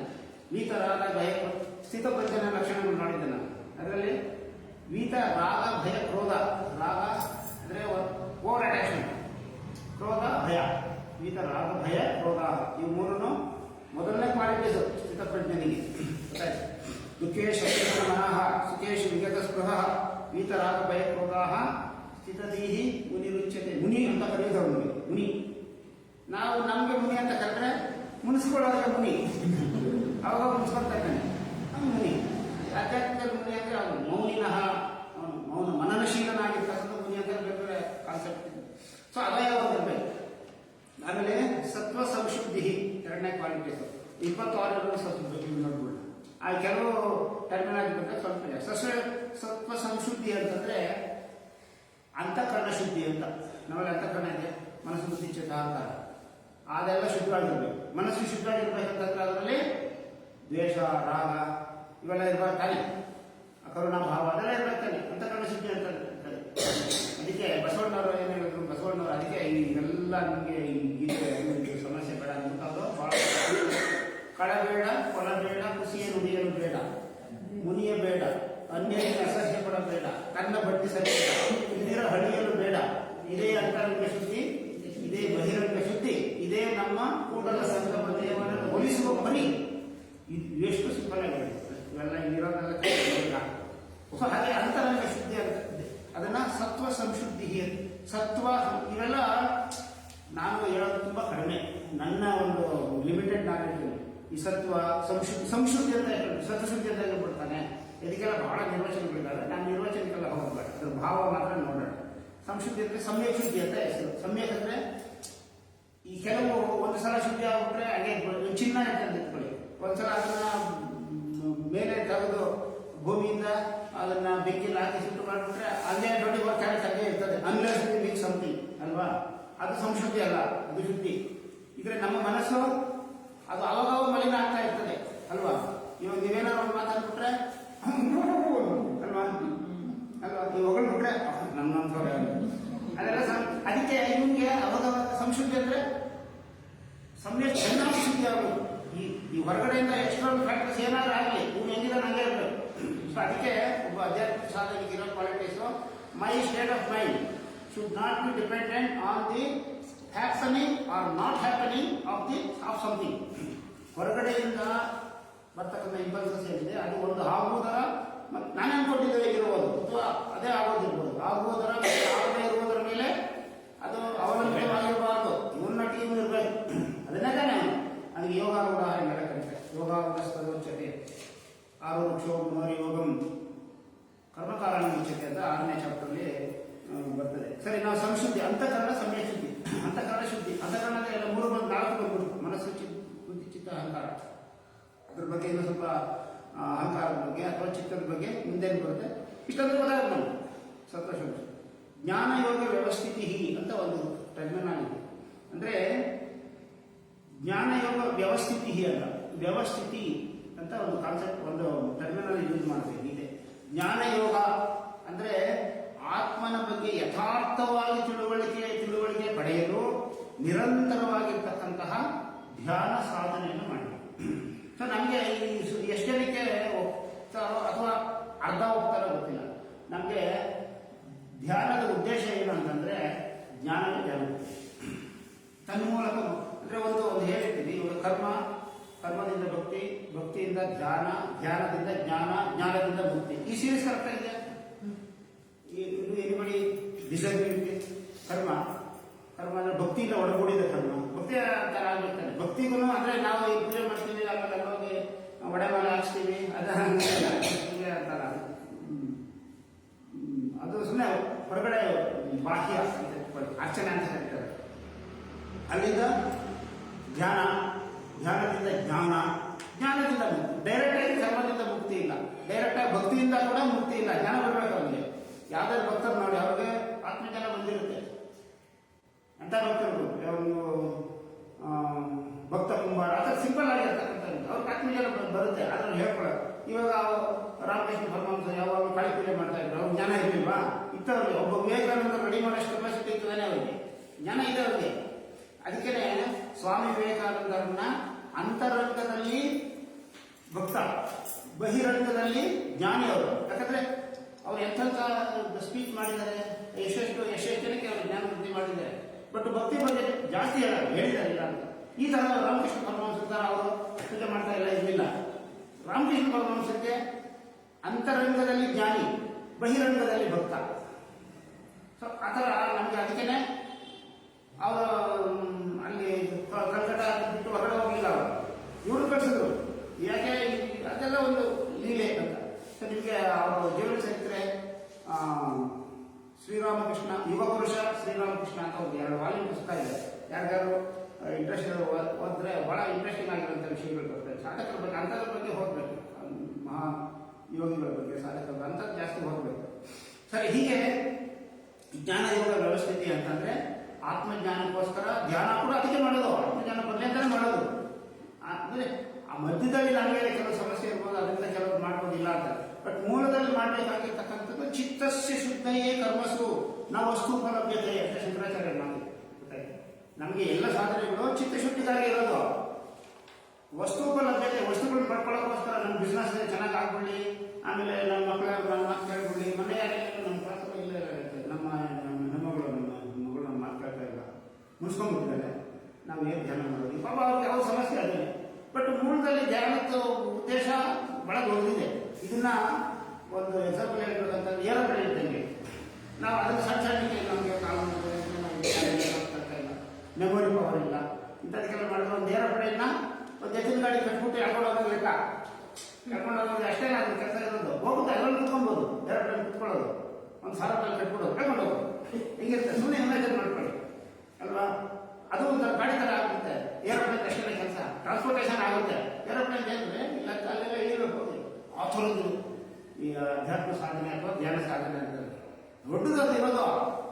ನಮ್ಗೆ ಏನಂತಂದ್ರೆ ಸ್ವಲ್ಪ ನಾವು ಇಂಟ್ರೆಸ್ಟ್ ಬರಲಿ ಅಂತ ಪತ್ರಿಕೆಯವರಾಗಲಿ ಇಂಥವರಾಗಲಿ ಇನ್ನು ಅದರಲ್ಲಿ ಬಂದು ಬಿಡ್ಬಿಟ್ಟು ಶಾಲೆ ನೋಡ್ಕೊಳ್ಳೋಣ ಅಂದ್ಬಿಟ್ಟು ಕೆಲವು ಸಲ ಆಮಿಷಗಳೆಲ್ಲ ಕೆಲವು ಕ್ಲಾಸ್ಗೆ ಹೋಗ್ತಾ ಇದ್ದೆ. ಕನ್ನಡ ಕ್ಲಾಸ್, ಟೈಪ್ರೈಟಿಂಗ್ ಶಾರ್ಟಿಂಗ್ ಎಲ್ಲ ಹೋಗ್ತಾ ಇದ್ದೆ. ಅವ್ರು ನಮ್ಗೆ ತಿಂಡಿ ಕೊಡೋರು ಸಾಯಂಕಾಲ. ಯಾಕಂದ್ರೆ ನೀವು ಇಂಜಿನಿಯರಿಂಗ್ ಅದಕ್ಕೆ ಹೋಗ್ತೀರಾ, ಕನ್ನಡ ಶಾರ್ಟ್ ಹ್ಯಾಂಡ್ ಕಲೀಲಿಕ್ಕೆ ಇಲ್ಲ ಅಂದ್ಬಿಟ್ಟು ಸಾಯಂಕಾಲ ತಿಂಡಿ ಕೊಡೋರು. ಕೊಟ್ಬಿಟ್ಟು ನೀವು ಮಾಡ್ಕೊಂಡು ಕನ್ನಡ ಗುರುವರೇ ಕಡಿಮೆ ನೀವು ಮಾಡಿ ಅಂತ ಎಲ್ಲ ಮಾಡಿ. ಆ ಥರ ಪತ್ರಿಕೆಯವರು ನನ್ನ ಪ್ರಕಾರ, ನಾನು ನೋಡಿದ ಪ್ರಕಾರ ಎಲ್ರಿಗೂ ನೀವು ಧ್ಯಾನ ಹಂಚ್ಕೊಳ್ಳಿ, ಅನುಭವ ಹಂಚ್ಕೊಳ್ಳಿ, ಆಮೇಲೆ ಧ್ಯಾನಕ್ಕೆ ಬನ್ನಿ, ಎಲ್ಲರೂ ಕರ್ಕೊಂಡ್ಬನ್ನಿ ಅಂತ ಏನು ಉದ್ದೇಶ ಅಂತಂದ್ರೆ ಎಲ್ಲರೂ ಬಂದು ಬಿಡಲಿ. ಫಸ್ಟ್ ಬಂದ್ರೆ ತಾನೆ ಲೆಕ್ಕ. ಇವಾಗ ಹಿಮಾಲಯಕ್ಕೆ ಹೋಗ್ಬೇಕು ನಾವು ತಿಳ್ಕೊಳ್ಳಿ, ಬರ್ಬೇಕಾನೆ ಫಸ್ಟ್. ಇಲ್ಲ ನಾನು ಹೋಗೋಣ ಅಂದ್ಕೊಂಡಿದ್ದೆ, ಆಮೇಲೆ ಮನೆಯಲ್ಲಿ ಕೆಲಸ ಇದೆ, ಪಕ್ಕ ತೊಳಿಬೇಕು, ಆಮೇಲೆ ಮಗಳು ಸ್ಕೂಲ್ಗೆ ಎಕ್ಸಾಮಿನೇಷನ್ ಇದೆ, ಹಂಗಂದ್ರೆ ಆಗುತ್ತಾ. ಸೊ ಅದಕ್ಕೆ ಬರಲಿ ಅಂತ ಅನ್ಬಿಟ್ಟು ಇವೆಲ್ಲ ಹೇಳ್ತಾರೆ. ಎಷ್ಟು ಜನ ಈ ಮಾತಲ್ಲಿ ಹೋಗ್ತಾರೋ ಇಲ್ಲ ಗೊತ್ತಿಲ್ಲ. ಸ್ವಲ್ಪ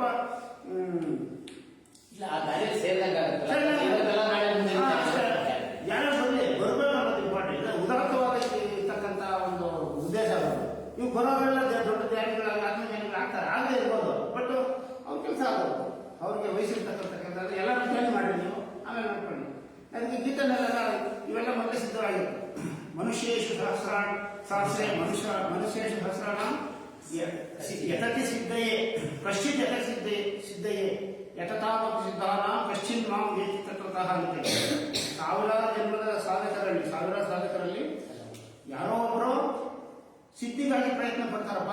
ಸಾಧಕರಲ್ಲಿ ಕೂಡ ಸಿದ್ಧಿಗಾಗಿ ಯತತಾಮಪಿ ಸಿದ್ಧಾನ, ಅಂತಹ ಸಿದ್ಧಿ ಪಡೆದವರಲ್ಲಿ ಕೂಡ ಅಂಥದ್ರಲ್ಲಿ ಯಾರೋ ಒಬ್ಬರು ಇಬ್ಬರು ನನ್ನ ಬಗ್ಗೆ ತತ್ವತಃ ಯಥಾರ್ಥವಾಗಿರ್ತಕ್ಕಂಥ, ಸುಮ್ಮನೆ ಅಲ್ಲ. ಇವಾಗ ವಿಷ್ಣು ಅಂದ್ರೆ ಇಲ್ಲಿ ನಾಮ ಇರುತ್ತೆ, ಇನ್ನೇನು ಇರುತ್ತೆ, ಶಂಕರಶೇಖರ ಗಣಪತ್ಮ ಇರ್ತದೆ, ಅಂತ ಆಗದಲ್ಲ, ಯಥಾರ್ಥ ಆಗಲ್ಲ. ಅದು ನಮಗೆ ಉಪಾಸನೆಗೋಸ್ಕರ ಮಾಡಿರ್ತಕ್ಕಂತಹ ಕೆಲವು ವಿಗ್ರಹಗಳು ಅಥವಾ ರೂಪಗಳು ಅಷ್ಟೇನೆ. ನಮ್ಗೆ ಮನಸ್ಸಲ್ಲಿ ಲೀನ ಆಗಲಿ ಅಂತ ಅಷ್ಟೇನೆ. ಅದು ತತ್ವ ಆಗಲ್ಲ. ನಾವೇನ್ ಮಾಡ್ಬೇಕು, ಅಧ್ಯಾತ್ಮಿಕ ಸಾಧಕ ತತ್ವನೇ ಇರಬೇಕು. ಸೊ ತತ್ವ ಹೇಳಿಬಿಟ್ರೆ ಆಮೇಲೆ ಇದೆಲ್ಲ ಅವಶ್ಯಕತೆ ಇರೋದಿಲ್ಲ. ಇರ್ತದೆ, ಅದು ಪಾಠಿರ್ತಾರೆ. ಸೊ ಇದು ಅಂತಃಕರಣ ಸಮ್ಯಕ್ ಶುದ್ಧಿ ಆಗ್ತಕ್ಕಂಥದ್ದು ದೈವಿ ಗುಣಗಳಲ್ಲಿ ಒಂದು ಸಂಶುದ್ಧಿ. ಅವಾಗವಾಗ ಶುದ್ಧಿ ಆಗ್ತಾ ಇರಬೇಕಿತ್ತು. ಅದಕ್ಕೆ ಅವಾಗವಾಗ ಧ್ಯಾನ. ಅವಾಗವಾಗ ಅಂದ್ರೆ ಯಾವಾಗ ಸಲ ಅಲ್ಲ, ನಿರಂತರ ಧ್ಯಾನ. ಎಟಿಎಂ ಅಂದ್ರೆ ಎನಿ ಟೈಮ್ ಮೆಡಿಟೇಷನ್ ಹಂಗಿರ್ಬೇಕು. ಸರಿ, ಜ್ಞಾನ ಯೋಗ ವ್ಯವಸ್ಥಿತಿ, ದಾನ. ಈ ಆಸುರಿ ಸ್ವಭಾವದಲ್ಲಿ ಏನಾದ್ರು ಕೊಡ್ತೀರಾ, ನಮ್ಮಲ್ಲಿ ಕೆಟ್ಟ ಮನುಷ್ಯರನ್ನ ಇಟ್ಕೊಂಡು ಹೋಗ್ಲಿ, ಅವ್ರೇನಾದ್ರು ಕೊಡ್ತಾರ, ಏನಾದ್ರು ಕೊಡ್ಬೇಕಂತಂದ್ರೆ ಅಯ್ಯೋ ನಮ್ಗೆ ಸಾಲ ಕೊಡ್ರಿ. ನನಗೆ ಒಂದ್ಸಲ ಬ್ಲಡ್ ಡೊನೇಷನ್ ಬಂದಿತ್ತು. ಸುಮ್ಮನೆ ಲೈವ್ ಎಕ್ಸಾಂಪಲ್ ಹೇಳಿದ್ರೆ ಸ್ವಲ್ಪ ನಿಮ್ಗೆ ಚೆನ್ನಾಗಿ ರಿಜಿಸ್ಟರ್ ಆಗ್ತಾ ಇದೆ. ನಮ್ಮ ಕಲೆಗೆ ಒಬ್ಬ ಇದ್ದಾರೆ, ಎಷ್ಟು ಬ್ಲಡ್ ತಗೊಳ್ತಾರಪ್ಪ, 450 ml ತಗೊಳ್ತಾರೆ, ಇಲ್ಲ 550 ml ತಗೊಳ್ತಾರೆ, ಕೆಲವೊಂದು 450 ml ತಗೊಳ್ತಾರೆ. ಹೌದಾ? ಹಂಗಾದ್ರೆ ನಮ್ಮ ಬ್ಲಡ್ ಎಲ್ಲ ಹೋಗ್ಬಿಟ್ಟು ಬಿದ್ದೋಗ್ಬಿಟ್ರೆ ಏನು ಮಾಡೋದು? ಅಲ್ಲ ನೀವು ಬಂದರೆ ತಾನೇ ಬಂದು ಮಾಡೋದಕ್ಕೆ ಬಂದು ಅದು ಪಿಂಗ್ ಪಿಂಗ್ ಪಿಂಗ್ ಅಂತ ಇರ್ತದೆ. ನಾವು ಈಗ ನಡ್ಕೊಂಡಿರ್ತೀವಿ ನಾವು ಅಯ್ಯೋ ನನಗೆ ನಾನು ಬ್ಲಡ್ ಕೊಡ್ತೀನಿ, ನಾನು ಕೊಡೋ ಬರ ಏನು ಮಾಡ ಅಂತಾರೆ. ನನಗೆ 50 ml ತಗೊಳ್ಳಿ ಸಾಕು. ಸಾಧ್ಯವ 50 ml ತಗೊಳ್ರಿ, ಯಾಕೆ ಅವ್ನು ನನ್ನ ಚಿಕ್ಕೊಂಡಿಲ್ಲ 50 ml ತಗೊಳ್ಳಿ ಆಗೋ ಮಾತ ಈ ಥರ ಅಂದರೆ ಅವ್ರಿಗೇನೋ ಕೊಡಬೇಕು ಅಂತಂದ್ರೆ ಇರ್ತಾರೆ. ಆದರೆ ದೈವ ಸಂಪತ್ತು ಇರ್ತಕ್ಕಂಥವ್ನು ಕೊಡ್ತಾನೆ ಇರ್ತಾನೆ. ಅಲ್ಲ ಏನಾಗುತ್ತೆ ಕೊಡ್ತಾನೆ. ದುಡ್ಡು ಕೊಡ್ಬೇಕಂತಾನೆ ಅಂತೇನಿಲ್ಲ. ಒಳ್ಳೆ ಮಾತು ಹೇಳಿ, ಒಳ್ಳೆದಾಗಬೇಕಂತ ಹರಿಸಿ ಏನೋ ಜ್ಞಾನದ ಬಗ್ಗೆ ಏನಾದ್ರು ಹೇಳಿ ಹೇಳ್ಬೇಕಂದ್ರೆ ಕೊಡುವುದು. ಈಗ ಈ ಕೆಲವರು ಹಳೆ ಕಾಲದಲ್ಲಿ ನಮ್ಮನೇನೋ ತುಂಬ ಈ ಆಯುರ್ವೇದಿಕ್ ಸಂಬಂಧಪಟ್ಟಿರ್ತಕ್ಕಂಥ ವ್ಯಕ್ತಿ ಅನೇಕ ವಿದ್ಯೆಗಳಿದ್ದು ಈ ಇಂಗ್ಲೀಷ್ ಮೆಡಿಸಿನ್ನ ತಾತ್ನಂತ ಇದು ಟ್ರೀಟ್ಮೆಂಟ್ಸ್ ಎಲ್ಲ ಇದ್ದಾವೆ ನಮ್ಮಲ್ಲಿ. ಅವೆಲ್ಲ ಏನು ಮಾಡೋದು, ಕೆಲವರು ಆ ಕಾಲದಲ್ಲಿ ಇರ್ತಕ್ಕಂಥ ಕೆಲವರು ಸಂಕುಚಿತ ಮನೋಭಾವದಿಂದ ಆ ತಮ್ಮಲ್ಲಿ ಸಲ ಕೊಡೋದು. ಅದು ವಿದ್ಯೆ ಅವಕಾಶ ಅಲ್ಲ ಕೊಡೋದಕ್ಕೆ ಇಲ್ಲ. ನಮ್ಮದೇ ಇರಬೇಕು, ನಮ್ಮ ಮಕ್ಕಳಿಗೆ ಹೇಳ್ಕೊಡ್ಬೇಕು, ನಮ್ಮ ಶಿಷ್ಯರಿಗೆ ಹೊರಗಡೆ ಹೇಳ್ಬಿಟ್ರೆ ಹಂಗೆಲ್ಲ ಹಂಗೆ ಮಾಡೋಲ್ಲ. ಸೊ ಈ ಥರ ಒಬ್ಬ ಜ್ಞಾನಿ ಆಗಿರ್ತಕ್ಕ ದೈವಿ ಸಂಪತ್ತು ಇರ್ತಕ್ಕಂಥವ್ನಿಗೆ ಅವನೇನು ಮಾಡ್ತಾನೆ, ದಾನದಲ್ಲಿ ಇರ್ತಾನೆ. ಅವನು ದಾನ ಕೊಡ್ದ ಅಲ್ವ. ಅದಕ್ಕೆ ಇವ್ರಿಗೆ ರಾಮಾನುಜಾಚಾರ್ಯರಿಗೆ ಅವ್ರ ಗುರುಗಳು ಕರೆದು, ನೋಡಪ್ಪ ನಿನಗೆ ಮುಕ್ತಿಯನ್ನು ಕೊಟ್ಬಿಡ್ತೀನಿ, ನಿಮ್ಮನ್ನು ಮಾತ್ರ ಹೇಳ್ಕೊಟ್ಬಿಡ್ತೀನಿ, ನೀನು ಹೇಳೋಲ್ಲ ಜಪ ಮಾಡೋದು, ನಿಮಗೆ ಮುಕ್ತಿ ಗ್ಯಾರಂಟಿ. ಅವರು ಸರಿ ಇವ್ರೇನು ಮಾಡೋದು ಕೇಳಿಸ್ಕೊಂಡೋಗಿ ಅಲ್ಲಿ ಕಾಂಚೀಪುರಂ ಹೋಗಿದ್ರು. ಅಲ್ಲಿ ಆಮೇಲೆ ಇವ್ರು ಇನ್ನೊಂದು ಮಾತು ಹೇಳಿದ್ರು, ನೀನು ಇದನ್ನ ಹೇಳ್ಬಾರ್ದು, ರಹಸ್ಯ ಇದೆ, ಇದನ್ನ ಹೇಳಿದ್ರೆ ನೀನು ನಡ್ಕೊಂಡು ಹೋಗ್ತೀಯ. ನಡೆದಿರೋದು ಅವ್ರ ಜೀವನದಲ್ಲಿ. ಅವ್ರು ಹೌದು ನಡೆದು ಹೋಗ್ತೀಯ ಸರಿ ಅಂದ್ಬಿಟ್ಟು ಅವರು ಆ ಗೋಪುರದ ಮೇಲೆ ಹತ್ತಿದ್ರು. ಸುತ್ತಮುತ್ತಲೆಲ್ಲ ಇದ್ರಲ್ಲ, ಬನ್ನಿ ಬನ್ನಿ ಬನ್ನಿ ಬನ್ನಿ ಎಲ್ಲ ಬನ್ನಿ, ನಿಮಗೆ ಮುಕ್ತಿಗೆ ಒಂದು ಮಾತ್ರ ನಮ್ಮ ಗುರುಗಳು ಹೇಳ್ಕೊಟ್ಟಿದ್ದಾರೆ, ನಿಮ್ಮ ಹತ್ರ ಶೇರ್ ಮಾಡ್ಕೊಂಡು ಬನ್ರಿ ಅನ್ನೋದು. ಇವ್ರು ಗುರುಗಳು ಬಂದು ಏನೋ ಹುಚ್ಚನ ನೀನು, ನಿಮಗೆ ಭಾಳ ನಾನು ರಹಸ್ಯವಾಗಿ ಅದಕ್ಕೆ ಆಧ್ಯಾತ್ಮಿಕ ರಹಸ್ಯ ಅಂತ ಹೇಳಿದ್ರಲ್ಲ, ಗೂಢ ಅಂತ ಇರ್ತದೆ, ರಹಸ್ಯ ಅಂತ ಸೂಕ್ಷ್ಮ ಅಂತ ಇರ್ತದೆ. ನನಗೆ ಗೊತ್ತಿರೋ ಪ್ರಕಾರ ರಹಸ್ಯ ಯಾವುದು ಹೇಳ್ಬಾರ್ದು ಅಂತಂದ್ರೆ ಅದು ಇನ್ನೇನು ಇದು ಓಪನ್. ನೀವು ಆತ್ಮತತ್ವ ಅನ್ನೋದನ್ನ ಎಲ್ಲ ಕಡೆ ವ್ಯಾಪಿಸಿರ್ತಾರೆ. ರಹಸ್ಯ ಏನಿದೆ ಸೂಕ್ಷ್ಮ ರಹಸ್ಯ ಅನ್ನೋದಕ್ಕೆ ಏನೋ ಕೆಲವು ರಹಸ್ಯ ಅಂತ ಅಂತಾರೆ ನೋಡಿ. ಇವ್ರೇನ್ ಮಾಡಿದ್ರು ಅಂತ ಹೋಗ್ಬಿಟ್ಟು ಎಲ್ಲರೂ ಹೇಳ್ತೀವಿ ಬರ್ರಿ ಅಂತ ಹೇಳ್ಬಿಟ್ಟು ಎಲ್ಲ ಹೇಳೋ ಶುರು ಮಾಡಿದ್ರಂತೆ. ಆ ಗುರುಗಳು ಏನ್ರಿ ಈಗ ಹೇಳ್ತಾರೆ ನೋಡಿ ಸಮಯ ಇದು ನೀವು ಮುಕ್ತಿ ಅಂತ ಹೇಳಿದ್ರಲ್ವಾ, ಸೊ ಈ ಮಂತ್ರದಿಂದ ಈ ಸಾವಿರಾರು ಜನ ಮುಕ್ತಿಗೆ ಹೋಗ್ತಾರೆ, ನಾನು ಒಬ್ಬ ನಾಯಕರು ಪರವಾಗಿಲ್ಲ ಅಂತ. ಇದು ದೈವಿ ಸ್ವಭಾವ ಇರ್ತಕ್ಕಂತಹ ಒಂದು ಎಕ್ಸಾಂಪಲ್. ಈ ಥರ ಅನೇಕ ನೀವು ನೋಡಿರ್ತೀರಿ, ನಾನು ನೆನಪತ್ತೀನಿ ಹೇಳ್ತಾ ಇದ್ದೀನಿ. ಸೊ ದಾನ ದಮ ಅಂದರೆ ಶಮದಮಾದಿಗಳು ಅಂತ ಕರೀತಾರೆ. ಶಮೋದಮ ಶೌಚಂ ಶಾಂತಿರಾಜ್ಯನ ಮೇಲ್ಚ ಜ್ಞಾನಂ ವಿಜ್ಞಾನಂ ಆಸ್ತಿಕ್ಯಂ ಬ್ರಹ್ಮ ಕರ್ಮ ಸ್ವಭಾವ ಅಂತ 18ನೇ ಜಾಗದಲ್ಲಿ ಒಬ್ಬ ಬ್ರಾಹ್ಮಣನಿಗೆ ಇರಬೇಕಾಗಿತ್ತು ಕ್ವಾಲಿಟಿ 9 ಕ್ವಾಲಿಟೀಸ್ ಹೇಳ್ತಾರೆ. ಅದರ ಒಂದು ದಮ ಅಂತ ಶಮದಮಾದಿಗಳು ಅಂತಾರೆ. ಇಂದ್ರಿಯ ನಿಗ್ರಹ ಆಗಲ್ಲ, ಇಂದ್ರಿಯಗಳ ಮೇಲೆ ಅವನಿಗೆ ಕಂಟ್ರೋಲ್ ಇರಬೇಕು, ಚಾಪಲ್ಯ ಇರಬಾರ್ದು ಅಂತ. ನೋಡೋದು, ತಿನ್ನೋದು, ಮುಟ್ಟೋದು, ಮುಸೋದು ಇದನ್ನೆಲ್ಲ ಒಂದು ನಿಗ್ರಹ ಇರಬೇಕು. ಕೆಲವರು ನಂಗಿಲ್ವಲ್ಲ, ಎಲ್ಲ ತಿಂಡಿ ಒಂದು ನೋಡ್ಬಿಟ್ರೆ ಏನಾದ್ರು ಶತಾಯ ತಿನ್ಬಿಡೋದು ಇಲ್ಲ ಏನಿದೆ.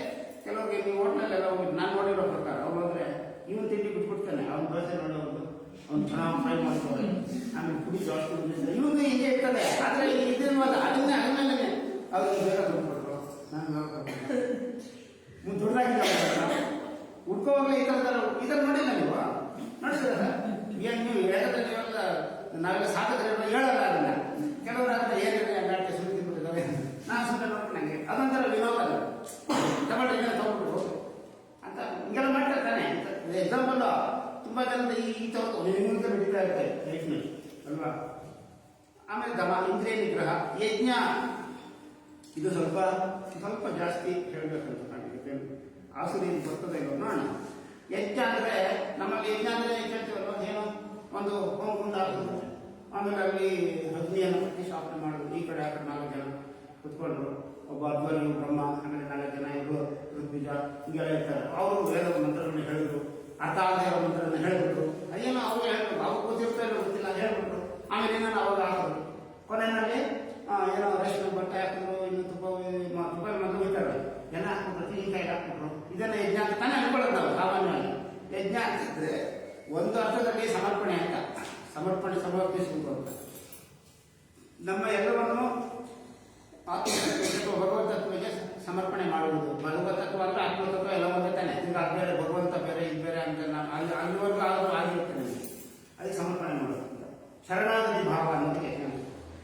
ಅದರಲ್ಲಿ ನಮ್ಮ ಶಾಸ್ತ್ರಗಳಲ್ಲಿ ಎಲ್ಲರೂ ಮಾಡಬೇಕಾಗುತ್ತೆ. ಪಂಚಯಜ್ಞ ಅಂತ ಮಾಡಬೇಕು, ಪಂಚಯಜ್ಞಗಳು ಮಾಡಬೇಕು. ಇದನ್ನು ನೀವು ಯಜ್ಞಕುಂಡದಲ್ಲಿ ಮಾಡೋದು ಏನು ಮಾಡ್ಕೊಂತಾರೆ, ನೀವು ಮಾಡಿಬಿಟ್ರಿ ಹೀಗೇನೆ ಮಾಡಬೇಕಾದ್ರೆ ಪಂಚಯಜ್ಞ ಮಾಡಬೇಕು. ಪಂಚಯಜ್ಞ ಅಂತಂದ್ರೆ ಅದರಲ್ಲಿ ಒಂದು ದೇವಯಜ್ಞ, ದೇವತೆಗಳು, ಯಾಕಂದ್ರೆ ನಮಗಿಂತ ಉನ್ನತವಾಗಿರ್ತಕ್ಕಂತಹ ಏನು ಸೂಕ್ಷ್ಮ ಜೀವಿಗಳಿದ್ದಾರೆ, ಪ್ರಕೃತಿಯನ್ನು ನಿಯಮನ ಮಾಡ್ತಾರಲ್ಲ, ಆ ಶಕ್ತಿಗಳಿಗೆ ನಾವು ಸಮರ್ಪಣೆಯಾಗಿರ್ಬೇಕು. ಅಂದರೆ ಭಕ್ತಿ ಭಾವನೆ ಇರಬೇಕಂತ ಅಷ್ಟೇ.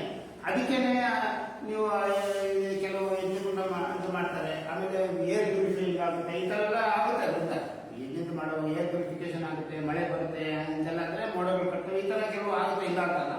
ಬಟ್ ಇದನ್ನು ಮಾಡಬೇಕು. ನಮಗಿಂತ ಉನ್ನತವಾಗಿರ್ತಕ್ಕಂತಹ ಜೀವಿಗಳಿದಾರಲ್ವಾ, ಅವರಿಗೆ ನಾವು ಕೃತಜ್ಞತೆ ಸಲ್ಲಿಸಬೇಕು.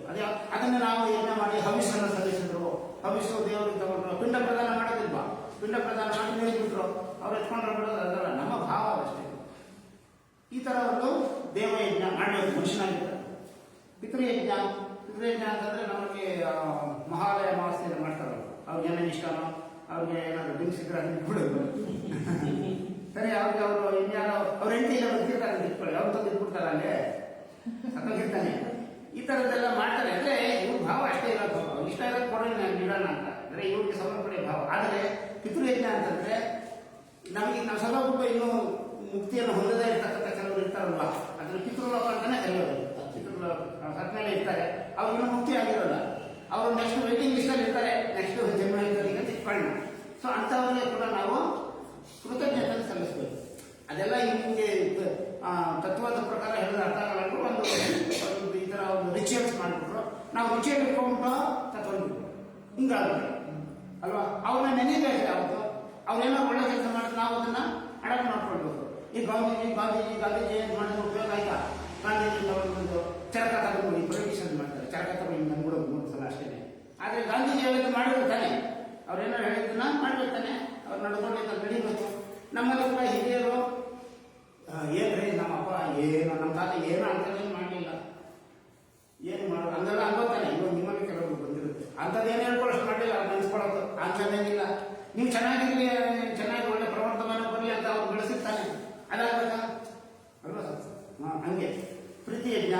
ಆಮೇಲೆ ಋಷಿ ಯಜ್ಞ, ಋಷಿಗಳು ಸಾಧಕರಿರ್ತಾರಲ್ಲ, ಋಷಿಗಳು ನಮಗೋಸ್ಕರ ಇವಾಗ ಕೂಡ ಅನವರತ ಬೆಳಗ್ಗೆ ಬ್ರಹ್ಮ ಮುಹೂರ್ತದಲ್ಲಿ ಹಿಮಾಲಯದಲ್ಲಿರ್ತಕ್ಕಂಥ ಋಷಿಮುನಿಗಳು ಇಡೀ ಪ್ರಪಂಚಕ್ಕೋಸ್ಕರ ಒಳ್ಳೆಯದಾಗಲಿ ಅವರು ಜಾನಸ್ಥರಾಗ್ತಾರೆ. ಅವ್ರಿಗಾಗಬೇಕಂತೇನಿಲ್ಲ, ಅವರೆಲ್ಲ ವಿದೇಹ ಮುಕ್ತಿ ಆಗುತ್ತೆ, ಸದೇಹ ಅಂದರೆ ಇದು ಜೀವನ ಮುಕ್ತರಾಗಿರ್ತಾರೆ. ಅವ್ರು ಯಾಕೆ ಧ್ಯಾನಿಸ್ಥರಾಗಬೇಕು, ಎಲ್ಲ ಲೋಕ ಕಲ್ಯಾಣಕ್ಕೋಸ್ಕರ ಮಾಡ್ತಾ ಇರ್ತಾರೆ. ಯಾವ ಟೈಮಲ್ಲಿ? ಬ್ರಹ್ಮ ಮುಹೂರ್ತ. ಅದಕ್ಕೆ ನಾವು ಆ ಟೈಮ್ ಕುತ್ಕೊಳ್ಬೇಕಂತ ಶಾಸ್ತ್ರ. ಯಾಕಂದ್ರೆ ಆ ವೈಬ್ರೇಷನ್ಸ್ ಎಲ್ಲ ಸುತ್ತ ಹರಡಿರ್ತವೆ. ಸೂಕ್ಷ್ಮ ಗ್ರಾಹಿಯಾಗಿರ್ತಕ್ಕಂಥವ್ರು ಅದನ್ನು ಫೀಲ್ ಮಾಡ್ಬೋದು. ಅದಕ್ಕೋಸ್ಕರ ಋಷಿಗಳು ಇವಾಗ ಅವರು ನಮಗೋಸ್ಕರ ಅನೇಕ ಗ್ರಂಥಗಳನ್ನು ಬರೆದು, ವೇದಗಳನ್ನು ಬರೆದು, ಶ್ರುತಿಗಳನ್ನು ಬರೆದು, ಸ್ಮೃತಿಗಳನ್ನು ಬರೆದು, ಅದನ್ನೆಲ್ಲ ನಾವು ಅಧ್ಯಯನ ಮಾಡಬೇಕು. ಅವ್ರಿಗೆ ಯಜ್ಞ ಅಂತಂದ್ರೆ ಅದನ್ನೇ ಋಷಿ ಯಜ್ಞ ಅಂತಂದ್ರೆ ಋಷಿಗಳು ಕರ್ಕೊಂಡು ಪೂಜೆ ಮಾಡಿಬಿಟ್ರೆ ಕಾಲ್ಬಿಟ್ರೆ ಹೋಗಲ್ಲ. ಅವ್ರು ಹೇಳಿದ್ ಮಾಡಬೇಕು, ಅವ್ರು ಏನೇನು ಕೆಲಸ ಮಾಡಬೇಕು ಅಂತ ಸ್ವಾಮಿ ವಿವೇಕಾನಂದ ತಿರುಗೋರು ಮಾತಾಡಿದ್ರು. ಇನ್ನೊಬ್ಬ ವಿವೇಕಾನಂದ ಇದ್ದರೆ ಈ ವಿವೇಕಾನಂದ ಏನ್ ಕೆಲಸ ಮಾಡ್ತಾ ಇದ್ದಾನೆ ಅಂತ, ಏನ್ ಮಾಡಿದ್ದಾನೆ ಅಂತ ಗೊತ್ತಾಗುತ್ತೆ. ಅಂದ್ರೆ ಆ ಲೆವೆಲಲ್ಲಿ ಅವ್ರು ಕೆಲಸ ಮಾಡಿದ್ರು, ಜ್ಞಾನ ಪ್ರಸಾರಕ್ಕೆ ಮಾಡಿದ ಜಾಸ್ತಿ ತಿಳ್ಕೊಂಡು ದೊಡ್ಡ ರಾಷ್ಟ್ರಾಭಿಮಾನಿ ಅವರು. ಭಾರತದಲ್ಲಿ ನಮ್ಮ ದೇಶ ಬಡತನ ಇದೆ, ಆರ್ಥಿಕವಾಗಿ ಬಡತನ ಇದೆ, ಆದ್ರೆ ನಾವು ಆಧ್ಯಾತ್ಮಿಕವಾಗಿ ದೊಡ್ಡ ಸಂಪಾದನೆ. ನಾವು ಬನ್ನಿ ನಾವು ಎಕ್ಸ್ಚೇಂಜ್ ಮಾಡೋಣ ಅಂತಾನೆ ಹೋಗಿದ್ದವರು. ನಿಮ್ಮ ಹತ್ರ ಆಧ್ಯಾತ್ಮಿಕ ಸಂಪತ್ತಿದೆ, ನಿಮ್ಮ ಹತ್ರ ದ್ರವ್ಯ ಇದೆ, ನಿಮ್ಮ ಹತ್ರ ವೆಲ್ತ್ ಇದೆ, ಮೆಟೀರಿಯಲ್ ವೆಲ್ತ್ ಇದೆ, ಬನ್ನಿ ಎಕ್ಸ್ಚೇಂಜ್ ಮಾಡೋಣ. ಈ ಥರ ವೀರ ಸನ್ಯಾಸ ಅಂತ ಕರೆಯೋದು ಅದಕ್ಕೆ ಅಂಥವ್ರಿಗೆಲ್ಲ ನಾವು ಹಿಂಗೆ ಅವ್ರೆಲ್ಲ ಮಾಡ್ಬೇಕು ತಾನೆ. ಅವರ ವರ್ಷದಲ್ಲಿ ಒಂದಿನ ಜನವರಿ 12ನೇ ತಾರೀಕು ಹಂಗಾಗೋದಿಲ್ಲ. ಇದು ಯಾವಾಗ ಮಾಡ್ಬೇಕು, ಯಜ್ಞ ಯಾವಾಗ ಮಾಡಬೇಕು, ದಿನ ಮಾಡಬೇಕು, ಯಾವಾಗ ಮಾಡಬೇಕು ಅಲ್ವಾ. ಭೂತಯಜ್ಞ ಅಂದ್ರೆ ಪ್ರಾಣಿಗಳಿಗೆ, ಒಂದು ಪ್ರಾಣಿಗಳಿಗೆ ಇವಾಗ ಇದು ಆಹಾರ ಕೊಡೋದು, ನೀರು ಕೊಡೋದು, ಈಗೆಲ್ಲ ನೀರು ಸಮಸ್ಯೆ ಪ್ರಾಣಿಗಳಿಗೆ ಹಾಕೊಂಡು ಅಲ್ಲಿ ಬೇರೆ ಒಂದು ನೀರು ಇರ್ತಾರೆ ಕೆಲವರು ಅಲ್ವಾ. ಏನಾದ್ರು ಸ್ವಲ್ಪ ತಿಂಡಿ ಹಾಕ್ತಾರೆ, ಇರುವೆಗಳಿಗೆ ಅಲ್ಲೆಲ್ಲ ಹಾಕಿ ಬರ್ತಾರೆ. ಮೊದಲೆಲ್ಲ ಇರುವೆ ಇನ್ನೊಂದು ಕಾಣ್ತಾ ಇಲ್ಲ. ಮೊದಲೆಲ್ಲ ಅಲ್ಲಿ ತೊಗೊಂಡು ಬರ್ತಾವೆಲ್ಲ ಹೋದ್ರೆ ಇರುವೆ ಕೊಟ್ಟಿದ್ರೆ ರವೆ ಸಕ್ಕರೆ ಹಂಗೆಲ್ಲ ಹಾಕ್ಬೋದು. ನೋಡಿದ್ರೆ ನೀವು ಇವಾಗ ಆಗಲ್ಲ, ಇವಾಗ ಟೈಮ್ ಇಲ್ಲ. ನಾಯಿ ಇಟ್ಕೊಂಡು ಹೋಗೋದಕ್ಕೆ ಆಗ್ಬಿಟ್ಟಿರ್ತಾರೆ, ಅಷ್ಟೆಲ್ಲ ಟೈಮ್ ಇರೋದಿಲ್ಲ, ಏನೋ ಮಾಡ್ತಾರೆ ಅಂಥದ್ದೆಲ್ಲ. ಅದೇ ನಮ್ಮ ಥರ ಇರ್ತಕ್ಕಂಥ ಜೀವಿಗಳಿಗೆ ಅವ್ರಿಗೆ ಏನಿಲ್ವೋ ಅದನ್ನು ಸ್ವಲ್ಪ ಕೊಡಬೇಕು ಅಂತ ಯಜ್ಞ ಸಮರ್ಪಣೆ ಇಲ್ವೋ ಅದು ಅಲ್ವ. ಹಂಗೆ ಅದನ್ನು ಮಾಡಿ. ಆಮೇಲೆ ಇನ್ನು ಗೃಹಯಜ್ಞ ನಮ್ಮದೇ ಥರ ಇರ್ತಕ್ಕಂಥ ಮನುಷ್ಯರು ಅಂದರೆ ಕೆಲವರು ದೊರೆಗಳ ಯಜ್ಞ ಅಂತ ಕರೀತಾರೆ. ಗೃಹಯಜ್ಞ ವಿಶೇಷವಾಗಿ ಮನುಷ್ಯ ಯಜ್ಞ ಅಂತಲೇ ಕರೀತಾರೆ. ನಮ್ಮದೇ ಇರ್ತಕ್ಕಂಥ ಮನುಷ್ಯರಿಗೆ ಅವ್ರಿಗೆ ಕೆಲವರು ಸವಲತ್ತು ಇಲ್ಲ. ಸೊನ್ನೆ ಒಬ್ಬ ಭಿಕ್ಷಿಕ ಇರ್ತಾನೆ, ಇನ್ನೇನೋ ಇರ್ತಾನೆ, ಆಕ್ಸಿಡೆಂಟ್ ಆಗಿರ್ತಾನೆ, ಅವನಿಗೆ ಈ ಥರ ಇದೆಯಲ್ಲ, ಅದೆಲ್ಲ ಯಜ್ಞ ಸ್ವರೂಪನೇ. ಈ 5 ಮಾಡಬೇಕಾಗಿಲ್ಲ ಮನುಷ್ಯ. ಯಾವ ಮಾಡಬೇಕು? ವರ್ಷಕ್ಕೊಂದ್ಸಲ ಮಾಡಬೇಕಾ? ದಿನ ಮಾಡಬೇಕು. ಸೊ ಇದು ದೈವಿ ಸಂಪತ್ತಾಗಿರ್ತಕ್ಕಂಥ ಅನಾವರತ ಮಾಡ್ತಾ ಇರ್ತಾನೆ. ನೆಕ್ಸ್ಟ್ ಆಮೇಲೆ ಸ್ವಾಧ್ಯಾಯ. ಇದನ್ನು ಜಾಸ್ತಿ ಏನು ಹೇಳಂಗಿಲ್ಲ. ಸ್ವಾಧ್ಯಾಯ ಸಜ್ಜನ ಸಾಂಗತ್ಯ ಅನ್ನೋದು ಕೇಳಿ ಕೇಳಿ ಕೇಳಿ ನಮಗೆ ಎಲ್ಲಕ್ಕೆ ಚೆನ್ನಾಗಿ ರಿಜಿಸ್ಟರ್ ಆಗುತ್ತೆ. ಅಂದರೆ ಒಂದು ಡೆಫಿನಿಷನ್ ಮಾತ್ರ ಒಂದು ಹೇಳ್ತೀನಿ. ವಿವೇಕ, ವೈರಾಗ್ಯ, ಆತ್ಮತತ್ವಗಳನ್ನು ಕೊಡತಕ್ಕಂಥ ಗ್ರಂಥ, ವ್ಯಕ್ತಿ, ವಿಶೇಷಗಳನ್ನು ಹಿಡಿದು ಅವ್ರ ಜೊತೆ ಸಂವಾದವನ್ನು ಮಾಡ್ತಕ್ಕಂಥದ್ದು, ಅದನ್ನು ಸ್ವಾಧ್ಯಾಯಗಳು ಒಂದು. ಇನ್ನೊಂದು ಒಂದು ಸೆಲ್ಫ್ ಅನಾಲಿಸಿಸ್, ಆತ್ಮಾನುಸಂಧಾನ, ಆತ್ಮಾವಲೋಕನ ಮಾಡ್ಕೊಳ್ಳೋದು, ಇವೆಲ್ಲ ಸ್ವಾಧ್ಯಾಯಕ್ಕೆ ಬರ್ತವೆ. ಆಮೇಲೆ ವೇದಗಳನ್ನು ನಮ್ಮಲ್ಲಿ ನಾರಾಯಣ ಸ್ವಾಮಿ ಮಾಡಿದ್ರು. ವೇದೋ ನಿತ್ಯ ಅಧೀಯತಾಂ ಸಾಧನ ಸಂಖ್ಯೆ ಮೊದಲೇ ಒಂದು ಫಸ್ಟ್ ಸ್ಟೆಪ್. ನಿತ್ಯವೂ ವೇದ ಅಂದರೆ ಜ್ಞಾನ. ಇವೇನೋ ಬ್ರಾಹ್ಮಣ ಹೇಳ್ಬಿಟ್ರು ಹಾಗಂತಾರೆ. ಜ್ಞಾನಕ್ಕೆ ಸಂಬಂಧಪಟ್ಟಿರ್ತಕ್ಕಂಥ ವೇದ ಅಂದರೆ ಜ್ಞಾನನೇ. ವಿಧು ಅಂದರೆ ತಿಳಿಯೋದಂತ. ವಿಧಿ ತಿಳುವಳಿಕೆ. ಯಾವ ತಿಳುವಳಿಕೆ ಇದೆ? ತಿಳುವಳಿಕೆ ಒಂದೇ ತಿಳುವಳಿಕೆನೆ. ಅದಕ್ಕೆ ಇವಾಗಲೂ ಕೆಲವು ಡೌಟ್ ಇರ್ತಾರೆ. ಏನು ಉಪನಿಷತ್ ಎಷ್ಟೊಂದಿದ್ದಾವೆ? 106 ಅಂತಾರೆ, ವೇದ 4 ಅಂತಾರೆ, ಎಲ್ಲ ಅಷ್ಟೇ. ಯಾವ ಒಂದರಿಂದ ಇದೊಂದು ಸ್ವಲ್ಪ ಈ ಸ್ಟೇಟ್ಮೆಂಟ್ ನೆನಪಿಟ್ಕೊಂಡ್ರೆ ಮುಂದೆ ಕೆಲಸಕ್ಕೆ ಬರ್ತದೆ. ಯಾವ ಒಂದರಿಂದ ಸೃಷ್ಟಿ ಸ್ಥಿತಿ ಲಯಗಳೆಲ್ಲ ಉಂಟಾಗುತ್ತದೋ, ಯಾವ ಒಂದೇ ಇಲ್ಲದಲೇ ಇನ್ನೇನು ನಡೆಯೋದಿಲ್ಲವೋ ವಿಶ್ವದಲ್ಲಿ, ಅದನ್ನು ಹೇಳುವುದನ್ನ ವೇದ ಅಂತ ಕರೆಯೋದು. ಯಾವ ಒಂದಿಲ್ಲ ನಡೆಯೋದಿಲ್ಲ. ಈ ಆತ್ಮತತ್ವ, ವಿಶ್ವಶಕ್ತಿ ಅದೆಲ್ಲ ನಡೆಯೋದಿಲ್ಲ ತಾನೆ. ಅದನ್ನೇನೆ ಹೇಳೋದು ವೇದದಲ್ಲಿ. ವೇದ ಅಂತಂದ್ರೆ ಅದೇ ಇರೋದು. ಉಪನಿಷತ್ತುಗಳು ಅಷ್ಟೊಂದು ಉಪನಿಷತ್ತು ಯಾಕೆ ಇರಬೇಕು?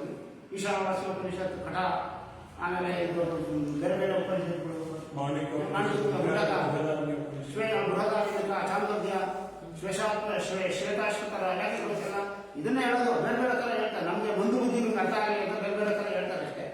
ಗೊತ್ತಾಯ್ತು? ಸ್ವಾಧ್ಯಾಯ ಆಯಿತು. ಆಮೇಲೆ ತಪಃ ಅಂದರೆ ನಾವೆಲ್ಲ ನೋಡಿದ್ದು ಇಲ್ಲಿ ಗೀತೆಯ 17ನೇ ಚಾಪ್ಟರ್ ಪ್ರಕಾರ ಶಾರೀರಿಕ, ಮಾನಸಿಕ ಮತ್ತು ವಾಚಿಕ ತಪಸ್ಸು, ಶಾರೀರಿಕ ತಪಸ್ಸು ಮತ್ತು ಅಂದರೆ ಇದು ತಪಸ್ಸಿಗೆ ಅನೇಕ ಅರ್ಥಗಳಿದ್ದಾವೆ. ಇನ್ನೊಂದಂದ್ರೆ ಈ ಕಾನ್ಸೆಪ್ಟಲ್ಲಿ ದೈವಿ ಗುಣಗಳಿರ್ತಕ್ಕಂಥವ್ರಿಗೆ ಈ ತತ್ವ ಸಾಧನೆಗೋಸ್ಕರ ಏನ್ ಮಾಡ್ತಾನೆ ಅಂತಂದ್ರೆ ಧರ್ಮವನ್ನು ಮತ್ತು ತತ್ವದ ಪಾಲನೆಗೋಸ್ಕರ ಕಷ್ಟವನ್ನು ಸಹಿಸಿಕೊಳ್ಳುತ್ತಾನೆ.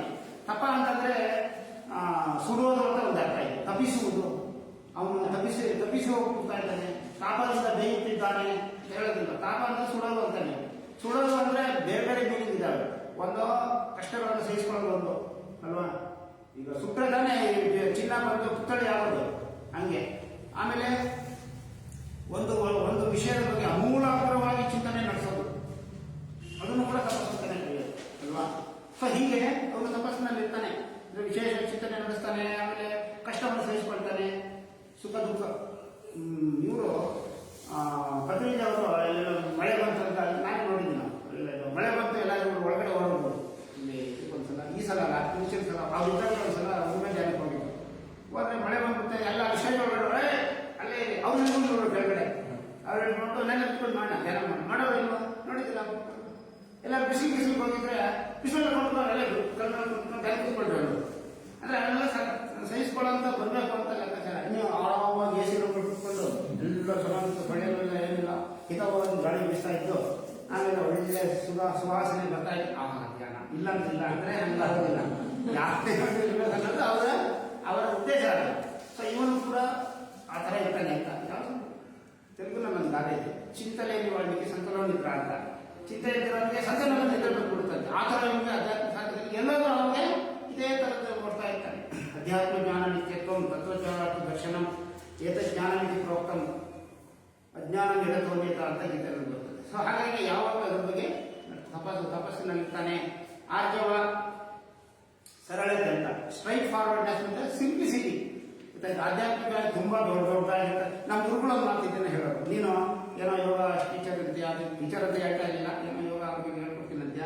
ನೀನು ನಿಮ್ದು ಲಾಂಛನಗಳೆಲ್ಲ ಧರಿಸ್ಕೊಳ್ಳೋದು, ಆಮೇಲೆ ಮಣಿಮಾಲೆಗಳನ್ನು ಧರಿಸ್ಕೊಳ್ಳೋದು, ಯಾವಾಗಲೂ ಫ್ಯಾನ್ಸಿ ಡ್ರೆಸ್ಸಲ್ಲಿ ಇರೋದು, ಇದೆಲ್ಲ ನಿನ್ನ ಅವಶ್ಯಕತೆ. ಎಲ್ಲರೇ ಈ ಥರ ಇರಬೇಕು.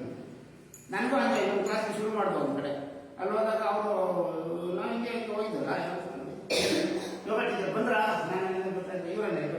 ಏನು ನೋಡಿದ್ರೆ ಕಾಣಲ್ಲ. ಒಂದು ಎರಡನೇದು, ನೀವು ಏನೋ ಬರ್ತೀರಾ ವಿಭೂತಿಗಳನ್ನು, ಆಮೇಲೆ ಕುಂಕುಮಗಳನ್ನು ಎಲ್ಲ ಹಚ್ಕೊಂಡು, ಆಮೇಲೆ ರುದ್ರಾಕ್ಷಿನ ಮಿನಿಮಮ್ ಒಂದು ಸ್ಫಟಿಕ ಮಾಲೆ ಏನಾದ್ರು ಹಾಕ್ಕೊಂಡು, ಒಂದು ಜಿಬ್ಬ ಹಾಕ್ಕೊಂಡು ಆಮೇಲೆ ಈಗ ಬರ್ತೀರಾ ಅಂತಂದರೆ ನೀವು ನೋಡಿದ್ರೆ ಟ್ರ್ಯಾಕ್ ಪ್ಯಾಂಟು ಟಿ ಶರ್ಟ್ ಬರ್ತೀರಂತೆ, ಹಂಗೆಲ್ಲ ಮಾಡೋದು. ಅದು ನಮ್ಮ ಗುರುಗಳು ಹಂಗೆ ಹೇಳ್ಕೊಟ್ಟಿದ್ರೆ ಅಂತ ಮಾಡೋ ಕ್ಲಾಸ್ ಒಂದು 14 ವರ್ಷ ನಡೀತು ಅಂತ. ಸೊ ಹೀಗೆ ಆರ್ಜವ ಅಂತಕ್ಕಂಥದ್ದು ಸರಳತೆ, ಸಿಂಪ್ಲಿಸಿಟಿ ಆ್ಯಂಡ್ ಸ್ಟ್ರೈಟ್ ಫಾರ್ವರ್ಡ್ನೆಸ್. ಈ ಸ್ಟ್ರೈಟ್ ಫಾರ್ವರ್ಡ್ನೆಸ್ ಬಗ್ಗೆ ನಾನು ಪತ್ರಿಕೆಯ ಬಗ್ಗೆ ನಿಮ್ಗೆ ಚೆನ್ನಾಗಿ ಗೊತ್ತು. ಅವ್ರು ಒಂದು ಹೇಳ್ಬೇಕಂದ್ರೆ ಕಡ ಕಡೆ ಹೇಳ್ಬಿಡೋರು, ನೀವು ಮೂಲಜಗಳಾಗಿ ಮಾಡ್ತಾ ಇರಲಿಲ್ಲ. ಅವ್ರು ಏನು ಹೇಳ್ಕೊಡ್ತಾರೆ ಇರೋದನ್ನ ಕೇಳೋದು ನೇರ ನುಡಿ. ಸತ್ಯಂ, ಅಹಿಂಸಾ. ಆರ್ಜವದಲ್ಲಿ ಅಹಿಂಸಾ ಒಂದಿದೆ. ಅಹಿಂಸಾ ಅಂತಂದ್ರೆ ಕಾಯಿನ ವಾಚ ಮನಸ, ಮಾನಸಿಕವಾಗಿ ದೈಹಿಕವಾಗಿ ಆಮೇಲೆ ವಾಚಿಕವಾಗಿ ಮನಸ್ಸಿಂದ ಬೇರೆಯವ್ರಿಗೆ ನೋವನ್ನು ಉಂಟು ಮಾಡಬೇಕಂತ ಉದ್ದೇಶದಿಂದ ಮಾಡ್ತಕ್ಕಂಥ ಕೆಲಸಗಳನ್ನ ಹಿಂಸೆ ಅಂತ ಕರೀತಾರೆ. ಇವು ನಾವು ಮಾಡಬಾರ್ದು. ಮನಸ್ಸಿನಲ್ಲಿ ಕೂಡ ಇನ್ನೊಬ್ಬರು ಚೆನ್ನಾಗಿ ಕೆಡಕು ನಡೆಸಬಾರ್ದು. ಮಾನಸಿಕ ಹಿಂಸೆ ತಾನೇ ಅವರು. ಮಾನಸಿಕ ಹಿಂಸೆ ಮಾಡೋದು ಗೊತ್ತಾ ನಿಮಗೆ? ಗೊತ್ತಿರ್ತದೆ, ಇವಾಗ ಪಕ್ಕ ನೆನಪು ಬರೋದಿಲ್ಲ. ಇವಾಗ ನೋಡ್ರಿ, ಅವರು ಒಬ್ಬರ ಮನೇಲಿ ಹೋಗ್ಬಿಟ್ಟು ಅವ್ರು ಹೇಳ್ತಾರೆ, ನಿಮ್ಮ ಯಜಮಾನ್ರು ಯಾಕೆ ನಾವು ಓಡಾಡ್ತಾ ಇದ್ರು, ಏನೋ ನೋಡೋದಿತ್ತು ಅನ್ನೋದು. ಏನದು ಹಿಂಸೆ ಕೊಟ್ಟಂತಾನೆ ಅವ್ರು ಹುಳ. ಆಮೇಲೆ ನಿಮ್ಮ ಮಗ ಎಷ್ಟು ಇಲ್ಲ 95% ಬಂದೈತೆ. ಇಲ್ಲ ಅವರು ನಮ್ಮ ಹುಡುಗ ಹೇಳ್ತಾ ಇದ್ದ, ನಮ್ಮ ಹುಡುಗನಿಗೆ ಅವ್ರ ಫ್ರೆಂಡ್ ಹೇಳಿದ್ರಂತೆ, ಅವ್ನು ಮಾತು ಹೊಡ್ಬಿಟ್ಟಂತೆ. ಹೌದಾ? ಹಿಂಸೆ ಅಲ್ವಾ? ಇಲ್ಲ ಅವ್ನ ಪಾಪ ಏನೋ ಮಾಡಿರ್ತಾನೆ, ಇವ್ರು ಜಾಸ್ತಿ ಸುಮ್ಮನೆ ಇರ್ಬೇಕಾನೆ. ಹಂಗೆ ಹೇಳ್ಬಿಡು. ಈ ಥರದ್ದೆಲ್ಲ ಒಳ್ಳೆ ಹಿಂಸೆ. ಕೆಲವರು ಡೈರೆಕ್ಟಾಗಿ ಬೈಯೋದು, ಕೆಲವ್ರಿಗೆ ಈ ಥರ ಒಂದು ಬಾಯಿಗೆ ಹೇಳ್ಬಿಡೋದು, ಕೆಲವು ಹೊಡೆದ್ಬಿಡೋದು, ಇಲ್ಲಾಂದ್ರೆ ಈ ಥರ ಒಂದು ವಿಷಯ ಬಿಡೋದು, ಇಲ್ಲಾಂದ್ರೆ ಮಾನಸಿಕ ಹಾಳಾಗೋಗಿ ಅವನ ಮನೆ ಹಾಳಾಗ ಹೀಗೆಲ್ಲ ಶಾಪ ಹಾಕ್ಬೋದು ಮನಸ್ಸಿನಲ್ಲಿ. ಅದು ಹಿಂಸೆನೇ. ಅದು ಆ ಸೂಕ್ಷ್ಮ ವೈಬ್ರೇಷನ್ ಕೆಲಸ ಮಾಡ್ತದೆ ಕೆಲವೊಂದ್ಸಲ. ಈ ವಾಮಾಚಾರ ಮಾಡ್ತಾರಲ್ವಾ, ಅವೆಲ್ಲ ಆ ಕೆಲಸ ಮಾಡ್ತವೆ. ಆದರೆ ಮಾನಸ ಯಾರು ಸ್ಟ್ರಾಂಗ್ ಇರ್ತದೆ ಅವ್ರು ಮಾಡೋದಿಲ್ಲ. ಒಬ್ಬ ಧ್ಯಾನಿಗೆ ನೀವು ವಾಮಾಚಾರ ಏನು ಕೆಲಸ ಮಾಡಲ್ಲ ಅವ್ರ ಮೇಲೆ. ಯಾಕಂದ್ರೆ ಇವನ್ ಮನಸ್ಸು ಸ್ಟ್ರಾಂಗ್ ಆಗಿರ್ತದೆ. ದುರ್ಬಲ ಮನಸ್ಸವರು ಮಾತ್ರ ದೆವ್ವಗಳು, ಆಮೇಲೆ ಈ ಗಾಡು ಅಂಟು ಇವೆಲ್ಲ ಆಗೋದು. ಅಂಟಿಗೆ ಏನಂತಾರೆ ಒಳ್ಳೆ ಅಂಟಲ್ಲಿ ಆತ್ಮಿಗೆ ಏನು ಅಂಟೋದಿಲ್ಲ, ನಿಮ್ಗೆ ಇನ್ನೇನು ಅನ್ಕೊಂಡು. ಸೊ ಈ ಥರ ಇದು ಅಹಿಂಸಾ. ಆಮೇಲೆ ಸತ್ಯ ಅಂದ್ರೆ ಸತ್ಯ ಮಾತಿನಿಂದ ಮೂಲಕ, ಈ ಬೇರೆ ಪ್ರಾತಿಭಾಸಿಕ ಸತ್ಯ, ಪಾರಮಾರ್ಥಿಕ ಸತ್ಯ ಮತ್ತು ವ್ಯಾವಹಾರಿಕ ಸತ್ಯ ಅಂತ ಎಲ್ಲ ಕಾನ್ಸೆಪ್ಟ್ಸ್ ಇದ್ದಾವೆ. ನಾವು ಗುಣಗಳು ಎದ್ದು ಕಾಣುತ್ತಾನೆ ನೋಡೋದು. ಅಂದ್ರೆ ಒಳ್ಳೆಯ ಮಾತನ್ನ ಇರುವುದನ್ನು ಇರುವ ಹಾಗೆ, ಅದರ ಪ್ರಿಯವಾದ ಹಿತವಾಗಿರ್ತಕ್ಕಂತಹ ಮಾತನ್ನ ಯಥಾರ್ಥವಾಗಿ ನಮ್ಗೇನು ಗೊತ್ತಿಲ್ಲ ಅದನ್ನ ಮಾತಾಡೋದು, ಸುಳ್ಳು ಹಂಗೆಲ್ಲ ಹೇಳ್ತಾ ಇರೋದಿದೆಯಲ್ವಾ, ಇದನ್ನ ಸತ್ಯ ಒಂದಿದ್ದಲೇ ಇನ್ನೂ ಆಳದಲ್ಲ ಅಲ್ಲ, ಇದು ಎದುರುಗಡೆ ಕಾಣ್ತಕ್ಕಂಥದ್ದು. ಅವನು ಸತ್ಯ ನಿಜಾನ ಹೇಳ್ತಾನೆ. ಯಾಕಂದ್ರೆ ಅವನು ಸುಳ್ಳು ಹೇಳಲ್ಲಪ್ಪ ಅವನು, ಯಾಕಂದ್ರೆ ಅವನು ಯೋಗ ಹಂಗೆ ಹೇಳ್ತಾ ಇರ್ತಾನೆ. ಈ ವರ್ಷಕ್ಕೆ ಮಾತ್ರ ಸರಿ. ಅಕ್ರೋಧ, ಕ್ರೋಧ ಅಂದ್ರೆ ಇದು ಕೋಪ. ಕ್ರೋಧ ಅಂದ್ರೆ ಕೋಪ ಬರದೇ ಇರೋದಿಲ್ಲ. ಅಂದ್ರೆ ಪ್ರತಿಕೂಲ ಪರಿಸ್ಥಿತಿಯಲ್ಲಿ ಕೂಡ ಅಂದ್ರೆ ಯಾವ ಕೋಪ ಬರ್ತದೆ ನಮ್ಗೆ ಏನಾದ್ರು ತೊಂದರೆ ಆಗುತ್ತೆ ಅಂತ ತಾನೇ ಕೋಪ ಬರ್ತದೆ. ಅಥವಾ ನಮ್ಮ ಮಾತು ಕೇಳಿಲ್ಲ ಇನ್ನೊಬ್ರು ಅಂದ್ರೆ ಕೋಪ ಬರ್ತದೆ. ನಾವು ಏನೋ ಒಂದು ಎಕ್ಸ್ಪೆಕ್ಟೇಷನ್ ಮಾಡ್ತೀವಿ, ಅವ್ರು ಆ ಥರ ನಡೆಯೋದಿಲ್ಲ. ಅವಾಗ ಏನಾಗುತ್ತೆ, ಅವಾಗ ಮನಸ್ಸು ವಿಕಾರಗೊಳ್ಳುತ್ತದೆ. ಆ ವಿಕಾರವನ್ನು ಕೋಪ, ಕ್ರೋಧ ಅಂತ ಕರೆಯೋದು. ಎಂತಹ ಪರಿಸ್ಥಿತಿಯಲ್ಲೂ ಕೂಡ ಇವನ ಮನಸ್ಸು ವಿಕಾರ ಹೋಗಬಾರ್ದು. ಕೋಪವನ್ನು ತೋರಿಸಬಾರ್ದಲ್ಲ. ಹೊರಗಡೆ ಇರೋ ಬೇರೆ ವಿಷಯ. ಅವ್ನು ಬರೋದಿಲ್ಲ, ಅವನು ದೈವಿಕ ಪಾಠಗಳಿಗೆ ಬರೋದಿಲ್ಲ ಅವನಿಗೆ. ಯಾಕಂತಂದ್ರೆ ಗುಣಾಹಿ ಬರ್ತಂತೆ. ಅವ್ರಿಗೆ ಯಾವಾಗಲೂ ಅನುಸಂಧಾನ ಇರ್ತದೆ. ನನ್ನಲ್ಲಿ ಇರಬಹುದಾಗಿರ್ತಕ್ಕಂತಹ ಕೆಲವು ನೆಗೆಟಿವ್ ಗುಣ ಏನಿದೆ, ಅದು ಅವನಲ್ಲಿರ್ತಕ್ಕಂತಹ ನೆಗೆಟಿವ್ ಗುಣವನ್ನ ಮೀಟ್ ಮಾಡಿ ಅದರಿಂದ ಅವನಿಗೆ ಬಾಯಿಂದ ಈ ಮಾತು ಬರ್ತಾ ಇದ್ದಾರೆ. ಇವಾಗ ನನಗೆ ಇವರು ಸಾಯಿ ಬೈದರು, ನೀನು ಇನ್ವೆಸ್ಟರ್ ಅಂತ. ಅಂದ್ರೆ ಏನೋ ನಾನು ಇನ್ವೆಸ್ಟ್ ಆಗಿರ್ತೀನಿ, ಏನೋ ವಿಷಯದಲ್ಲಿ ಆಗಿರ್ಬೋದು, ಅದನ್ನ ಅವರು ಗುರುತಿಸಿದ್ದಾರೆ. ಅದನ್ನ ಹೇಳೋದು ಅದೇ ತಾನೆ ಆ ಗುಣಾಹಿ ಬರ್ತಂತೆ ಅಂತ ಜೀತನಲ್ಲಿ. ಅದನ್ನ ಇವನು ಕಂಟ್ರೋಲಲ್ಲಿ ಇರಬೇಕು. ಅವನಿಗೆ ಇವನು ಕೋಪವನ್ನ ನಟಿಸಬಹುದು, ಕೋಪವನ್ನು ತೋರಿಸಬಹುದು. ಆದ್ರೆ ಕೋಪ ಕೊಡೋದು ಬೇರೆ, ಕೋಪ ತೋರಿಸೋದು ಬೇರೆ ಅಲ್ವಾ? ಕೋಪ ತೋರಿಸೋದು ಬೇರೆ. ಕೋಪಗೊಂಡ್ರೆ ನಾವು ಅನರ್ಥ ಆದ್ಮೇಲೆ ಗೊತ್ತಾಗ್ತದೆ ನಮ್ಗೆ ಕೋಪಗೊಂಡಿದ್ವಿ ಅಂತ. ಕೋಪ ತೋರಿಸಿದ್ರೆ ಕೋಪ ತೋರಿಸಿದಾಗ ಏನಿರ್ತದೆ ಅವ್ರಿಗೆ? ಕೋಪ ತೋರಿಸುವಾಗ ನಗ್ತಾ ಇರ್ತಾನೆ ಹೊರಗಡೆ. ಈ ಚಿಕ್ಕ ಮಕ್ಕಳಿಗೆ ಏನಾದ್ರು ತಪ್ಪು ಮಾಡಿದ್ರೆ ಕೈ ಮುರಿದ್ಬಿಡ್ತೀನಿ ಅಂತಾರೆ. ಅವ್ರು ಕೈ ನೋಡ್ಕೊಳ್ತಾರೆ, ಕೈ ಮುರಿದ್ಬಿಟ್ರೆ ಈ ಮಗು ಈ ಕಡೆ ತಾಯಿ ನನಗೆ ಉಸಿನಾಗಿ ನಗ್ತಾ ಇರ್ತಾರೆ. ಯಾಕಂದ್ರೆ ಅವ್ರು ತಪ್ಪು ಮಾಡ್ತಾರೆ, ಮಾಡದೇ ಇಲ್ಲ ಅಂತ ಹೇಳ್ತಾರೆ. ಕಾಲು ಮುರಿದ್ಬಿಡ್ತೀನಿ ಅಲ್ವಾ, ರೂಮಲ್ಲಿ ಅಪುರ ಹಾಕ್ತೀನಿ ಅಲ್ವಾ, ಗೊಗ್ಗ ಬಂದ್ಬಿಡ್ತಾನೆ, ಏನಾಗಲ್ಲ. ಈ ತರವನ್ನ ವಿನೋದ. ಅದಕ್ಕೆ ಒಬ್ಬ ಆಧ್ಯಾತ್ಮಿಕ ವ್ಯಕ್ತಿ ಇಡೀ ಪ್ರಪಂಚವನ್ನು ವಿನೋದದಿಂದ ನೋಡುತ್ತಾನೆ. ವಿನೋದದಿಂದ ಅಂದರೆ ಎಲ್ಲವೂ ವಿನೋದ ನನಗೆ, ಎಲ್ಲ ಸ್ಮೈಲಿಂಗ್ ನಾನು ನೋಡ್ತಾ ಇರ್ತಾನೆ. ಸೊ ಈ ಥರ ಕ್ವಾಲಿಟೀಸ್ ಇದ್ರಲ್ಲಿ ಅಕ್ರೋಧ ಆಯ್ತಾ 20 ಈಗ ನಾನು ನೆಕ್ಸ್ಟ್ ವೀಕು ಇನ್ನೊಂದಷ್ಟು ಇದ್ದಾವೆ, ಸುಮಾರು ಬಂತು ಓದ್ಬಿಡ್ತೀನಿ. ಈ ಆಸುರಿ ಗುಣಗಳು ಪ್ಲಸ್ ಇದನ್ನ ನೆಕ್ಸ್ಟ್ ಇಟ್ಕೊಳ್ಳೋಣ.